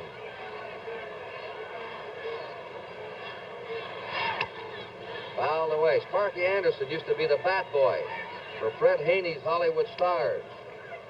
Dick Williams used to play in that same area.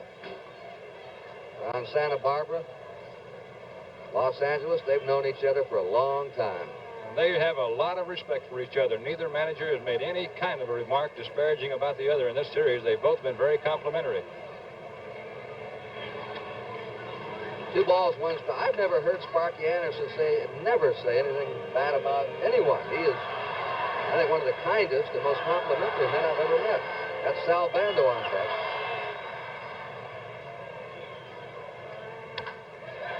There's a base hit for Joe Rudy to left field.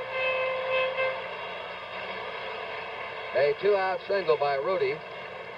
Each team now with 3 hits. The batter is Bando. Single to right. Been walked intentionally. Kurt Gullett must be just losing about 6 or 8 inches off that fastball. They have really ripped some drives here the last couple innings off him. Campaneris hit a ball that almost went out. Might have had it not been for this fog here. Fog drifting in and back of us, but staying high.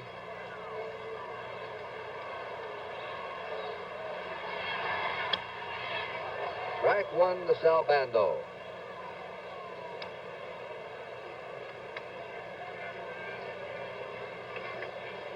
Two out. Joe Rudy at first base. Last of the 6th inning. The A's ahead 1-0. In there to him. No balls, 2 strikes.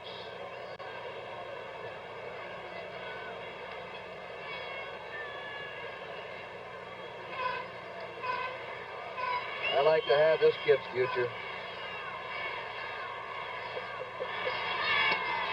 1 ball, 2 strikes. The Reds have Nolan, he's young. Grimsley's a young pitcher. Gullett's a young pitcher. Simpson's young if he can get over his arm problems. The Reds appear to be well stocked. The nucleus of young pitchers for a promising pitching staff for the future. And Tom Hall in the bullpen. Down he goes.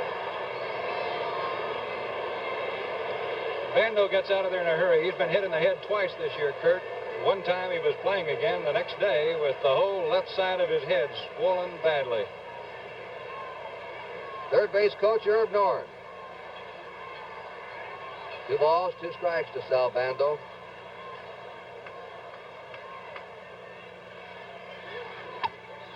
Three and 2. Rudy will be going on the pitch. Tony Perez looked over in the dugout. How do you want me to play it? Shall I hold? Shall I back off the bag? With 2 down. Perez is playing off the bag. Rudy's going. And there's a base hit in the left field. Rudy has to stop at second. Rose bluffs to throw to second base. The A's have runners on first and second, 2 out. Kurt, it's amazing the ground that Concepcion covers. He came close to getting that ball, and he was playing Bando straight up.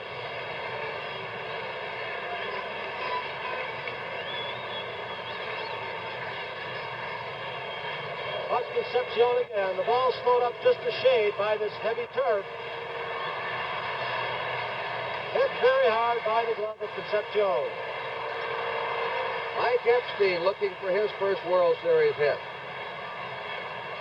Up to the second baseman, grounded to short. A strike. He was robbed of a base hit by Concepcion in the 4th inning. He has not had a hit in his last 12 times up in the playoffs and World Series.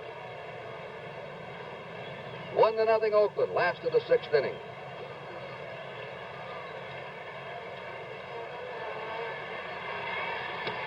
Strike 2 to Epstein.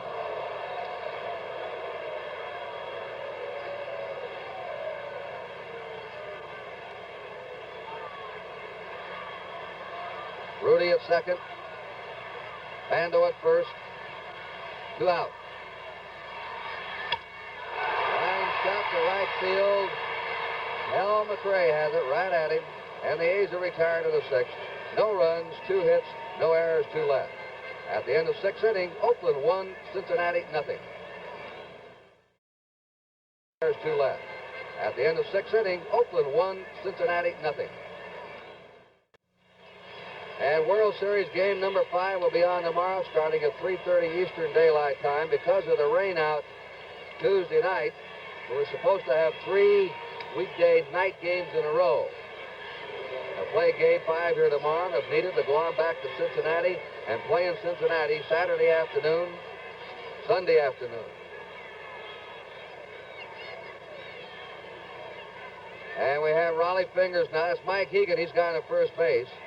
We have Raleigh Fingers and Vida Blue starting to warm up in the Oakland bullpen.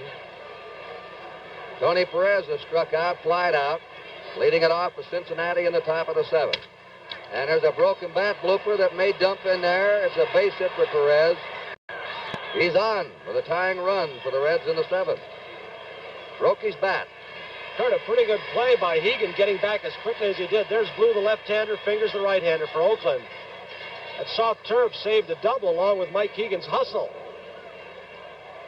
Tony Perez leads the World Series now in base hits with 6. But the A's have stopped benching Perez from hitting the long ball. That was a perfect pitch almost then by Kenny Holtzman. Tennis gave him the outside part of the plate target. He hit the target perfectly. Perez just horsed it out over first. Al McRae, a single to left, grounded into a force play.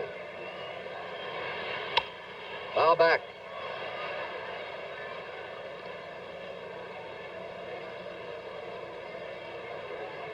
One strike to Hal McRae. They play him to hit the left field.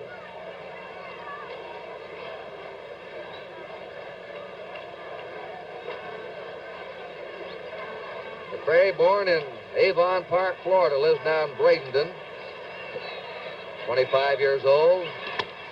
Just inside to him, a ball, 1-1. On deck, Dennis Menke.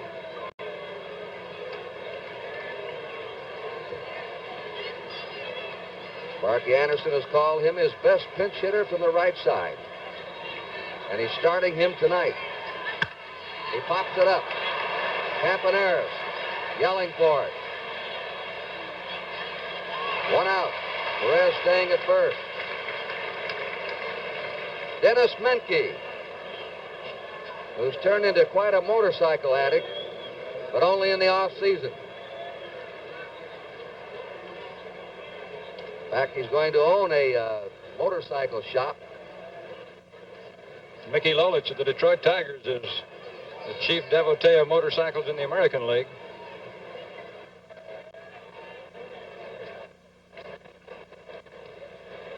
We have some action in the Reds bullpen. It's not a pitcher. It's the spare shortstop, Darrell Cheney. 1 out.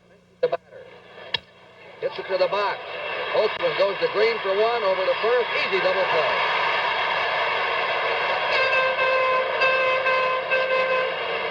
No runs, 1 hit, no errors, and nobody left. And the A's are up to their 7th inning stretch, with the A's leading 1-0. The brains of the Reds is Bob Howsam on the extreme left with the glasses, the dark raincoat. His wife alongside of him. And in the second row, the first man in, is Dick Wagner, who is the top assistant to Bob Howsam. Francis Dale, leaning over with a coat lying on the dugout, is the president of the Reds. Howsam runs the ball club. They're a quiet group right now, while Charlie Finley's been a one-man cheerleader over in back of the A's dugout. Last of the 7th. George Hendrick leads it off for Oakland. Ball 1.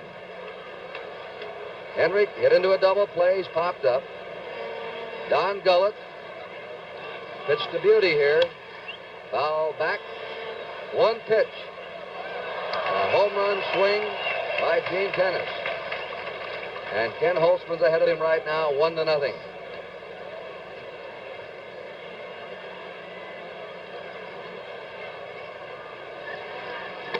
Changed up. Misses. Ball 2, strike 1 to George Hendrick.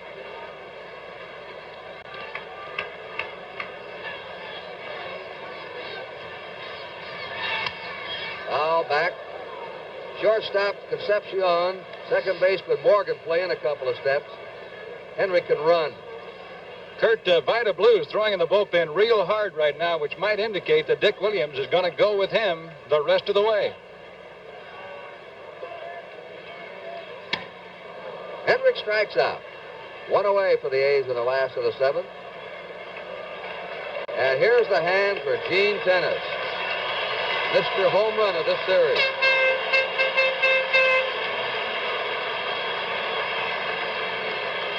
That's Charlie Finley in a gold coat. Gene Tennis hit 2 home runs all season at Oakland. He's hit one tonight, and it's been a big one so far. Fouls it away, strike 1. The A's leading the Cincinnati Reds 1-0. Heard one reason he didn't hit any more home runs. The A's had another catcher named Dave Duncan who hit 19 home runs before he lost his job to Tennis. Strike 2 in the inside corner. The Reds will lead off the 8th inning with Concepcion, then Gullett, and will almost surely have a move by manager Sparky Anderson. 1 ball, 2 strikes. Pedro Borbon is loosening up again in the Reds bullpen. 1-2 to Gene Tennis. 2 balls, 2 strikes. We have 1 down, nobody on. Borbon, Hall, and Clay Carroll have all been exceptional pitchers in the playoffs and the World Series. Sinking fastball, and he strikes out. 2 down. Anchorman John Chancellor reports all the world and national events, and David Brinkley's Journal provides lively commentary on the NBC Nightly News, right here on NBC. Dick Green has struck out and flied to right. Dick Williams hasn't been maneuvering those second basemen around much in this series. A strike. These low-scoring games with excellent pitching, he's tried to keep a good infield defense out there.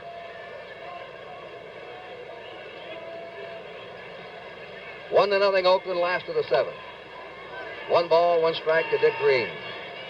Kurt, when he was doing most of the shuffling of second basemen, is when the A's would get behind early, and it seemed as if we were in a period of about 5 weeks where we were behind the first or second inning every day. 1-1 pitch. There's a base hit by Green down the left field line. Green is hustling around. He's going for 2. Rose throws off balance, and he's safe.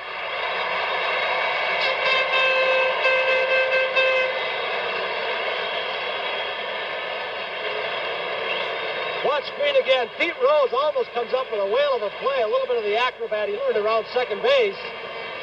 Off balance, leaping throw. Watch Green again, coming in hard. You're right, Tony. That was a great throw by Rose. An off-balance throw, falling backwards.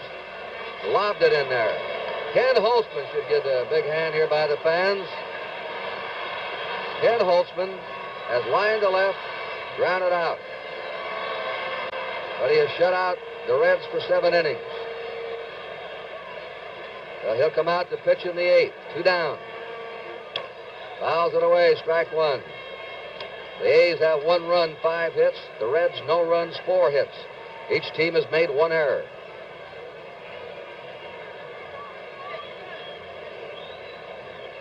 We have had every game in this World Series a 1-run ball game.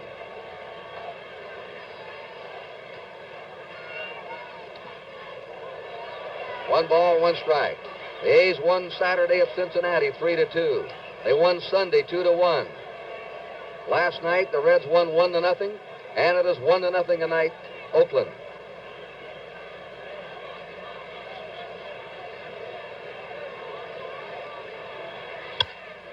Pop up. Menke, the third baseman, will handle this one. The A's are gone in the 7th.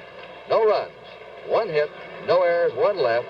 We're going to the 8th inning here in Oakland. The score, Oakland 1, Cincinnati 0.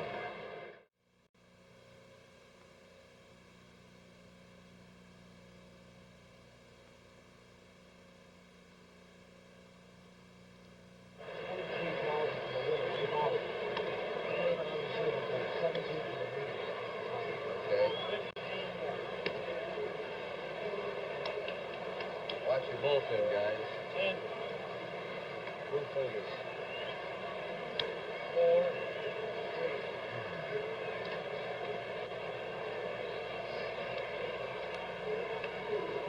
Ken Holtzman, leading 1-0 in the top of the 8th inning, will face Dave Concepcion. Julio Javier has come out on deck, evidently to bat for the pitcher Don Gullett. And then to the top of the order for Pete Rose. Tom Hall is warming up now in the Cincinnati bullpen. Vida Blue, the left-hander. There's Hall. Vida Blue, a left-hander. Raleigh Fingers, the right-hander, are warming up in the Oakland bullpen. They'll be ready in case Holtzman falters here in the 8th. Concepcion has no hits in 2 times. A curve for a strike. 49,410, the paid attendance, a sellout. Same attendance as last night. 1 ball, 1 strike. Ken Holtzman was the winner in the first game of this series, 3-2. He pitched only 5 innings. Pitched enough to get the win. There's Javier. It's misting here now. Bounding ball. There'll be a tough play by Campaneris. Safe.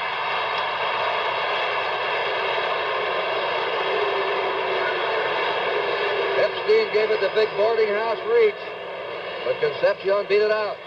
Banda was playing on the line, protecting against an extra base hit down the line. Campy had to go further to his right than he usually does. Bob Engel, the first place umpire, with a very close play. Just out of the grasp of Sal Banda, who was playing the line and in. Campy got over in the hole. Came up with the overhand throw, and the ball appeared to sink a little bit on him. Well, the tying runs on now for Cincinnati in the 8th inning. On the infield hit by Concepcion, who's played a sparkling game tonight for the Reds in the field, and he's just come up with a big hit for them. It was quite a throw by Campaneris out of the hole, Dan, and that's the gamble you take in late innings, putting that third baseman right on the line. That would have been an easy out for the third baseman playing the normal position, but you have to guard that line against the extra base hit. Javier is batting for Don Gullett. And young Gullett was outstanding tonight. Now they're looking for a bunt. Javier dumps it down the third baseline. Bando will play it to first base. 1 down. The sacker there running is Hegan towards second, trying to run him back. The tying run now on second for the Cincinnati Reds in the 8th inning. The top of the order and Pete Rose. Rose has grounded out and thrown out trying to bunt and has flied out. Rose 1 hit in 14 times. You don't hold him that way too often. Only 1 hit in 14. 8 years in a row he's hit over 300 in the big leagues. Concepcion, a fast man at second base.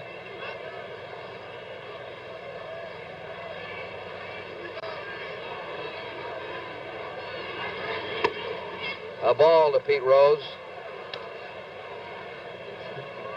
The highlight for Holtzman tonight is control. He has not walked a batter.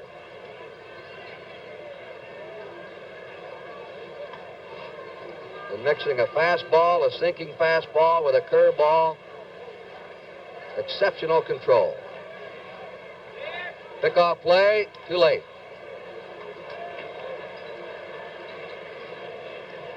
Kurt, in this situation, you might think about the A's outfielders and how they throw. Joe Rudy threw out 9 runners on the bases to lead our outfielders this year, and he has, I think, what you could call better than an average arm. George Hendrick got an average arm, and Matty Alou about the same. 1 ball, no strikes. Now he's behind Rose, 2-0. The left-handers are going to be on deck, Morgan and then Tolan. There's Blue and Fingers. They'll both be ready. Joe Morgan waiting for his time at bat.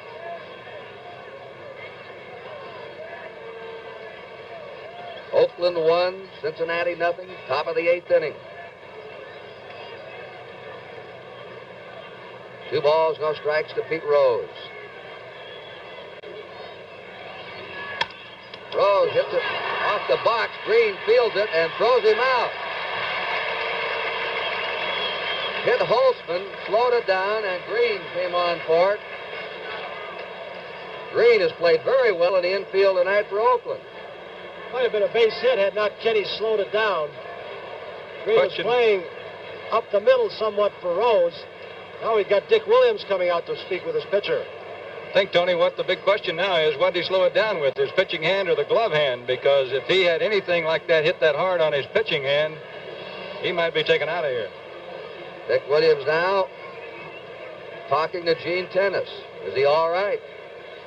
You're receiving him. You should know. Does he appear to be getting tired, do you? This is when a manager wants these honest answers. Kenny is just that way, too. He'll tell him. In Dallas one day this year, he was pitching, and he's probably told him they're going to bring in Vida Blue right here. All right, they've got the two left-handers up. That's right, Morgan and Tolan. They figure that maybe Holtzman is tiring a little bit. And Vida Blue is being brought on. So we have a break in the action here at the Oakland Coliseum. The score in the top of the 8th inning, Oakland 1, Cincinnati nothing. Hi, I'm Tom Seaver. Baseball is interested in our youth. It was the first major sport to embark on a drug prevention and education program. When you consider using drugs not prescribed by your doctor, your chance of striking out is high. You take the first strike when you listen to your friends who are trying to tempt you. The second strike is when you take your first drugs. And you strike out when drugs become more important to you than keeping your body healthy. So don't strike out. The preceding announcement was made on behalf of Major League Baseball. So watch that play once again with Concepcion on second base and see if we can tell where the ball hits Kenny Holtzman. Right back at him. Appeared as though he had zeroed in on it, went right beneath his glove, slowed it down enough for the second baseman to make a play. Joe Morgan up, and Blue's over with a strike to him. Vida Blue has been outstanding in relief in the playoffs and World Series. Where he's been unhappy, too. He doesn't want to be a relief pitcher. He figures he's a starting star. Joe Morgan looking for his first hit of the series. Outside to him a ball. Concepcion's at third base. They're 2 down. Well, you could see the velocity on that pitch, Kurt. It almost knocked the mitt off Tennis's hand. Al Bando says something to him. Blue pitched 4 shutout innings against the Tigers to clinch the pennant. That was top foul. 1 ball, 2 strikes. He saved the game on Saturday for Holtzman. 2 2/3 innings of shutout relief. So he's now pitched 8 innings of relief in the playoffs and World Series without giving up a run. The Cy Young Award winner last year in his rookie year. And a long holdout, a bitter holdout. The 1-2 pitch. Really a wild pitch. It's 2-2.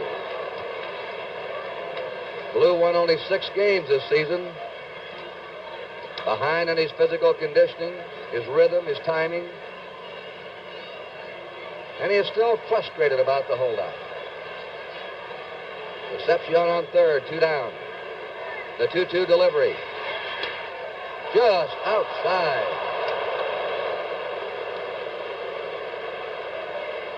3 balls, 2 strikes to Joe Morgan.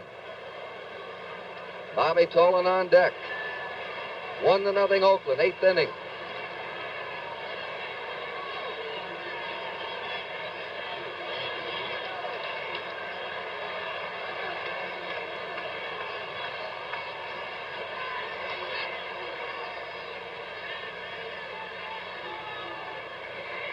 Time called. Morgan asked for time. He wanted to step out.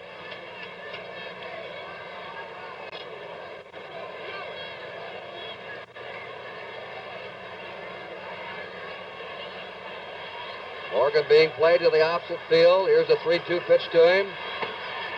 He walked him. Joe Morgan goes to first. Concepcion's at third. 2 out. Bobby Tolan up. Now Dick Williams is coming out to the mound to talk to Vida Blue.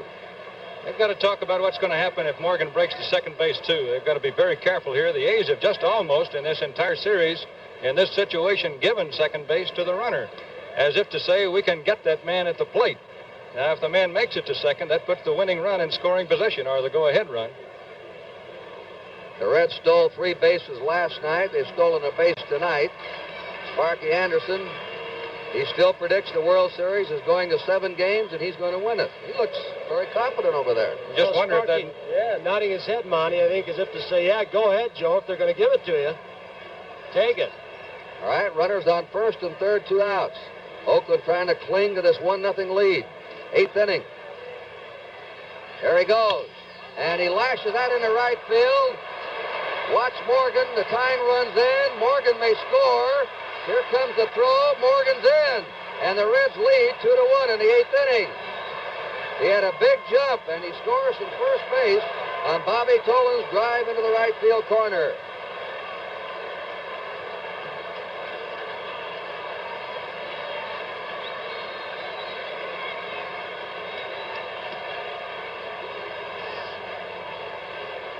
Tolan on second, 2 down. Joe Morgan hasn't had a hit, but he's just scored a very important run with his speed, breaking with a pitch and scoring all the way from first.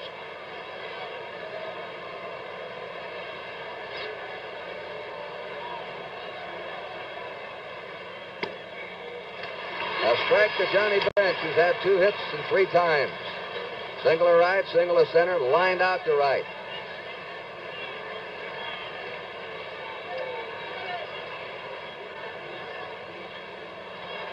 Ovida Blue came in. He walked Joe Morgan. He's given up the double to Tolan.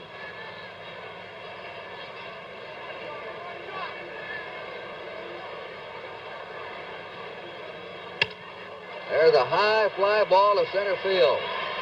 George Henry galloping in under, has it, but the Reds took the lead in the 8th inning. 2 runs, 2 hits, no errors, 1 left. Oakland coming up in the last of the 8th with a score. Cincinnati 2, Oakland 1. Pedro Borbon will try and hold it for Cincinnati now in the last of the 8th inning. We still have not had a complete game pitched in this World Series. And Don Gullett now is the pitcher of record for Cincinnati. He was lifted for a pinch hitter at the top of this inning. Gullett went 7 innings, allowed 5 hits, 1 run, the home run by Gene Tennis. He walked 2, and he struck out 4. Dillingham last night, Gullett tonight. Kurt, have given the A's some great pitching. They tell an amazing story about this Bourbon. In Boston one day at Fenway Park, Reggie Smith's supposed to have a great arm.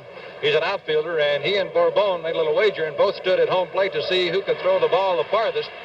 Reggie Smith threw it on 1 hop against the wall 400 feet away, and Bourbon threw it off the wall on the fly. Campaneris leads it off for the A's in the last of the 8th inning. Menke in tight against him at third. A strike. Campaneris been thrown out by the pitcher. Menke robbed him of a base hit. There's Menke right on top of the line and on the grass.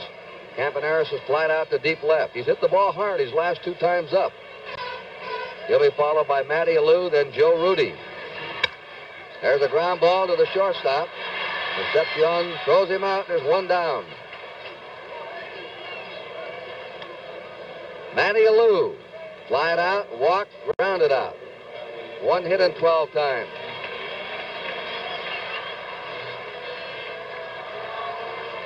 Bourbon has been an excellent relief pitcher in the playoffs in the World Series. 7 in the 3rd innings, only 2 hits and 1 run.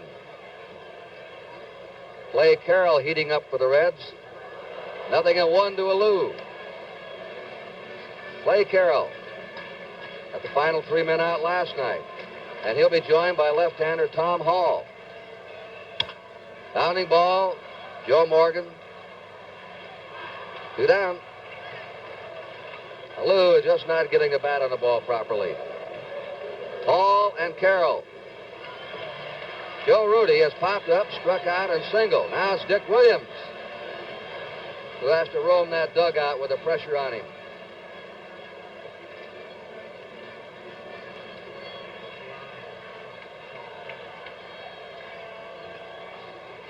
Cesar Geronimo is going down to the Reds bullpen to warm up his throwing arm.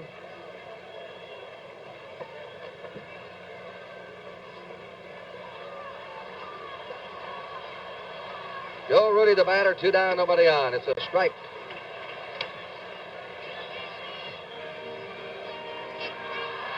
2 runs, 6 hits for Cincinnati, 1 run, 5 hits for Oakland.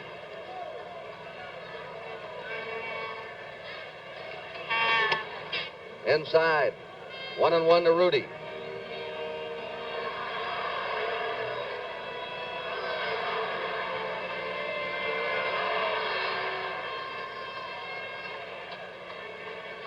A 1-1 pitch. Ground ball into right field for a base hit. And the A's had the tying run on in the last of the 8th inning. Joe Rudy's second hit. He hits to all field.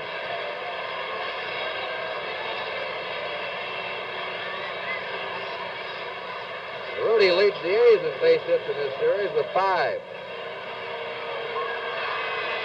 Sal Bando's had a perfect night. Single to right, walk, single to left.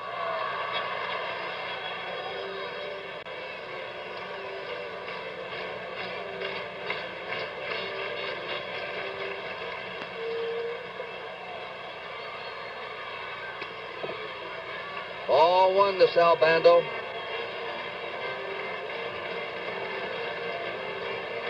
Rudy at first, 2 down. Sends a ground ball to shortstop Concepcion.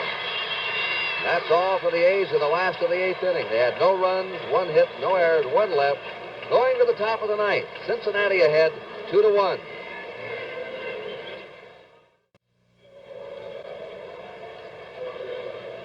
If we have a 7th game of the World Series on Sunday, we would have a baseball-football doubleheader here on the NBC television network. If the World Series is over, then we would have a pro football doubleheader featuring Cincinnati against the Rams, Denver versus Oakland. Tony Perez has struck out, flied out, and singled. The Reds are up in the 9th inning. Vida Blue can be the losing pitcher in this game unless the A's rally and tie and go ahead and win it.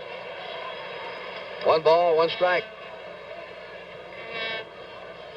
Morgan, Joe Morgan, from first base on Bobby Tolan's double, scored the go-ahead run, and he's Blue's responsibility.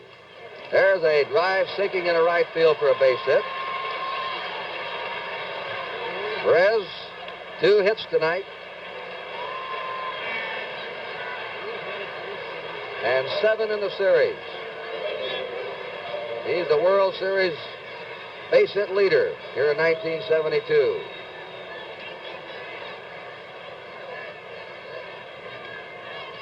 Raleigh Fingers, a right-hander. Dave Hamilton, a left-hander, warming up in the Oakland bullpen. Perez in the 1970 series had only 1 hit and 18 times up. Here's Dick Williams to the mound.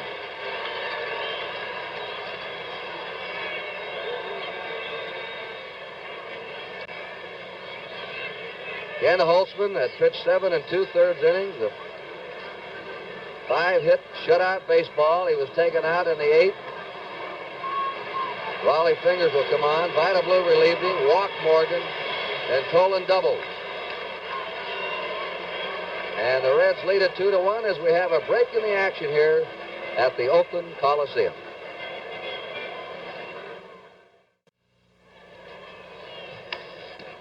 Here's Raleigh Fingers again. You study him in slow motion. He's been brilliant all year long in the playoffs and the World Series. And he's going to face the right fielder of the Reds, Hal McRae. Everyone knew the Reds had the advantage of team speed. It's paid off so far tonight with Joe Morgan running and scoring from first base in a double, the go-ahead run. Now they've got him hung up. Hegan's throw down, and out is Perez.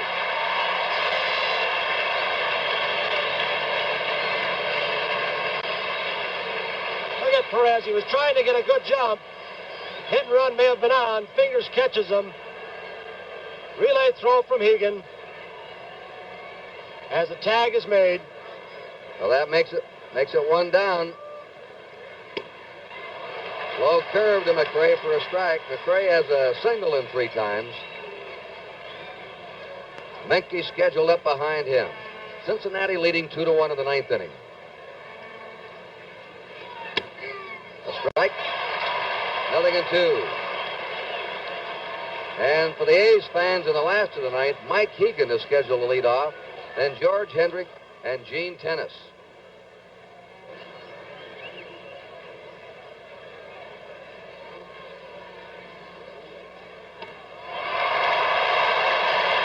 The Fingers got rid of him in a hurry. 2 down. When he comes in with that sidearm curveball to a right-hander, it's wicked. Watch that last strikeout pitch. He has a good fastball, but watch this ball break. From the side, a little crossfire. Gets him to go after the bad one. Dennis Menke hitless in 3 times. Reds have 2 away, top of the 9th inning. They're leading 2-1.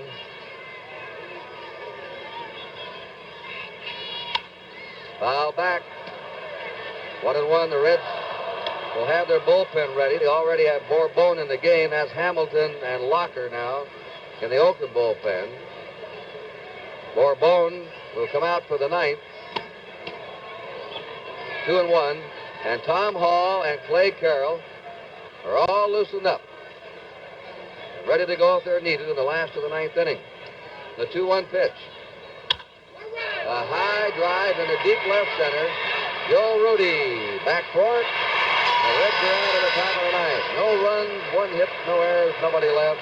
Last chance for the A's with the score: Cincinnati 2 and Oakland 1.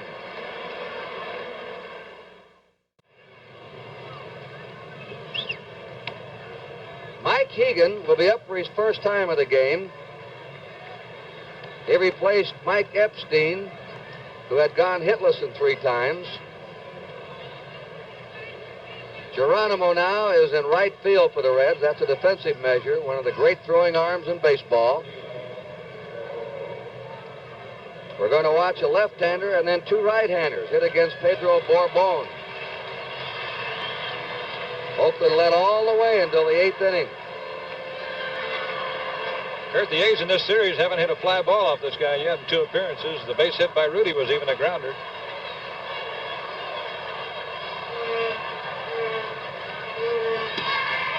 Strike 1 to Mike Hegan. Sparky Anderson on your left, Dick Williams on your right.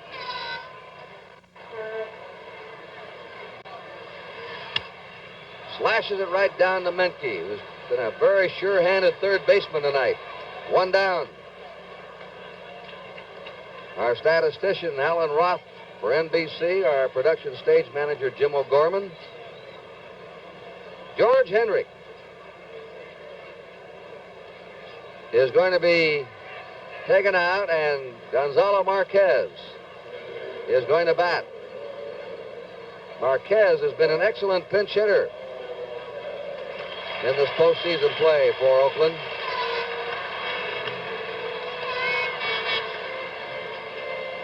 Kurt, he was made active for the playoffs in the place of a pitcher, actually, with special permission from the Detroit Tigers, who were given special permission for another player. But when Darrell Knowles, the regular reliever, was injured, the A's put him on instead of another pitcher. 1 out. Nobody on. 2-1 Cincinnati. Breaking pitch for a strike.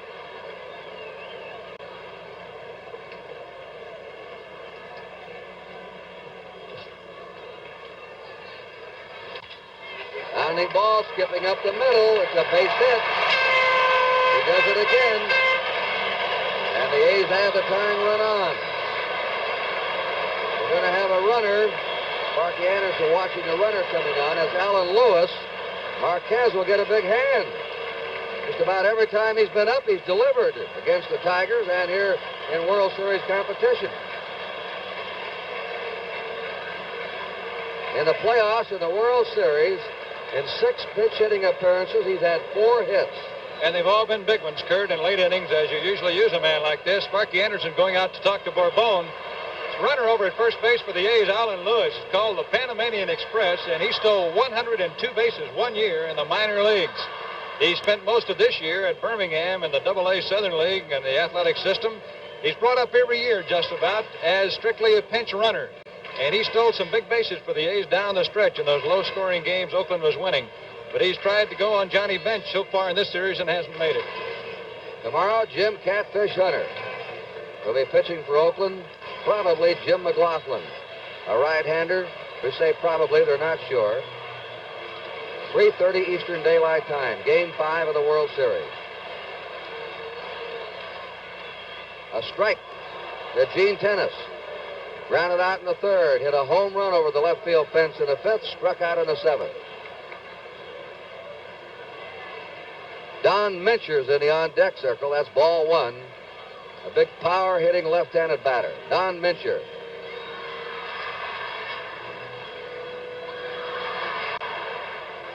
And now Dick Williams is claiming a balk. Calling out.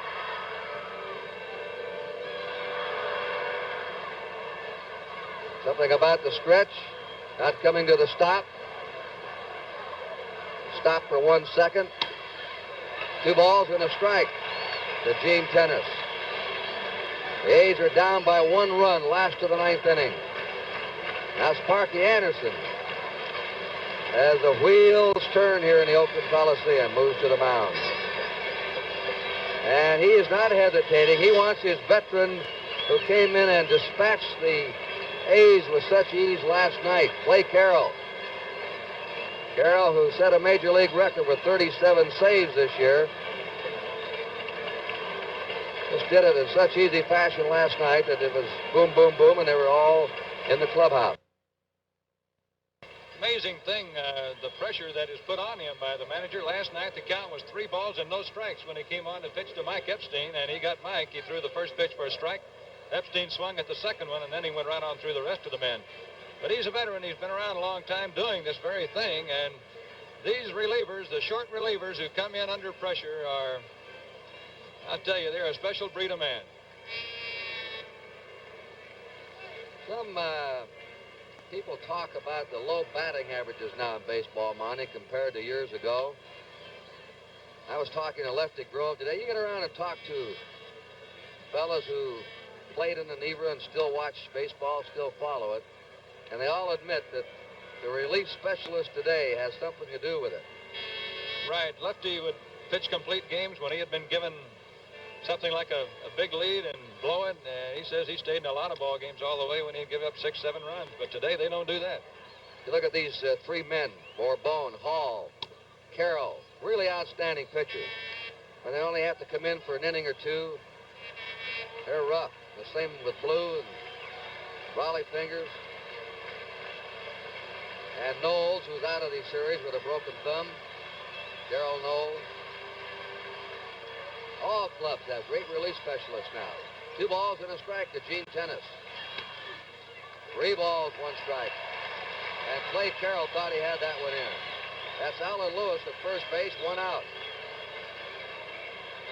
He's the tying run for the A's here in the last of the 9th inning.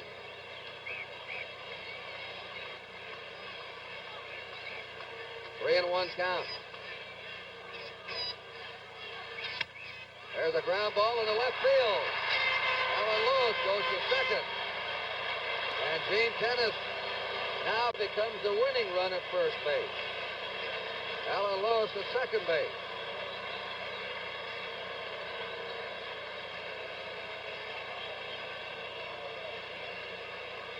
And Don Mincher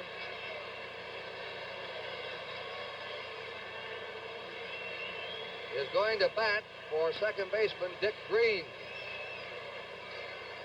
This is Mincher's second World Series. He played 7 games for the Twins in the '65 series against the Dodgers. Dave Hamilton and Bob Locker. If Mincher gets a hold of one, he can send it. He came over to the A's from the Texas Rangers this year in a trade and has played very little.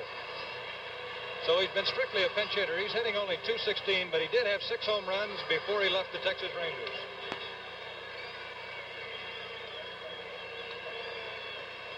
The seasonal average, .216 with 6 homers, 44 RBIs. 1 out. Runners on first and second. Ball 1 to Don Mincher.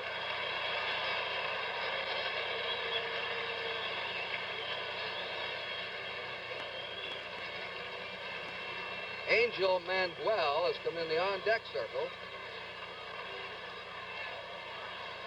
The bat for the pitcher if he gets a shot. 1 ball, no strikes. Base hit into right center. There's Lewis. Rounding third. The game is tied. Over to third goes Gene Tennis. And this Oakland crowd has gone crazy.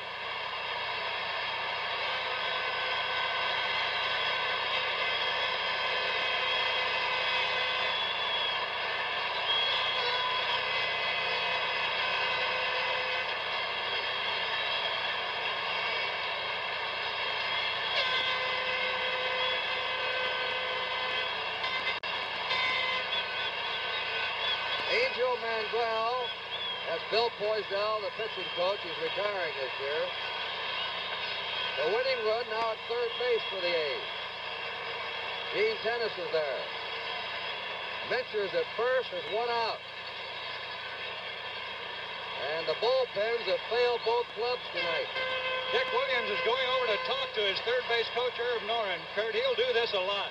He wants to make sure there's no mix-up here. The A's have run the suicide squeeze play quite often this year. It's going to be interesting to see what they do here with only 1 out and how the Reds play the infield. And now they've officially announced the pinch hitter. And we're going to have a pinch runner. Johnny Blue Moon Odom will run for Mincher, and he can fly. You might wonder why a pinch runner at first base. The big reason is, in case the ball is hit in a hole somewhere, he might be able to get there in time to break up a double play. Looks like Williams had an elastic band on him. Started out, he came back. Williams has been out to the mound repeatedly in a series. He's talked to hitters. This is the A's first World Series. They're primarily a young team. Sparky Anderson now is ordering his infield in. Odom is running for Mincher, a slow man at first. The winning run is over at third, Gene Tennis. The game is tied 2-2, last of the 9th inning. The outfield will have to play very shallow. The long fly ball beats the Reds anyway. They don't want a Texas leaguer dumped in there. And Angel Manguel, who's been a disappointment this year, can be a hero right now from Puerto Rico. This is his first World Series appearance. Last year they were calling him the Little Clemente. The infield in. Ground ball. Base hit. The A's win it. The A's have come back with 2 runs in the last of the 9th inning. And defeated Cincinnati 3-2 and have now taken a commanding lead in this World Series. The fireworks go out. They mob Manguel. 3 pinch hits in the last of the 9th inning for Oakland. Every game has been a 1-run ball game in this World Series, and Manguel is the hero.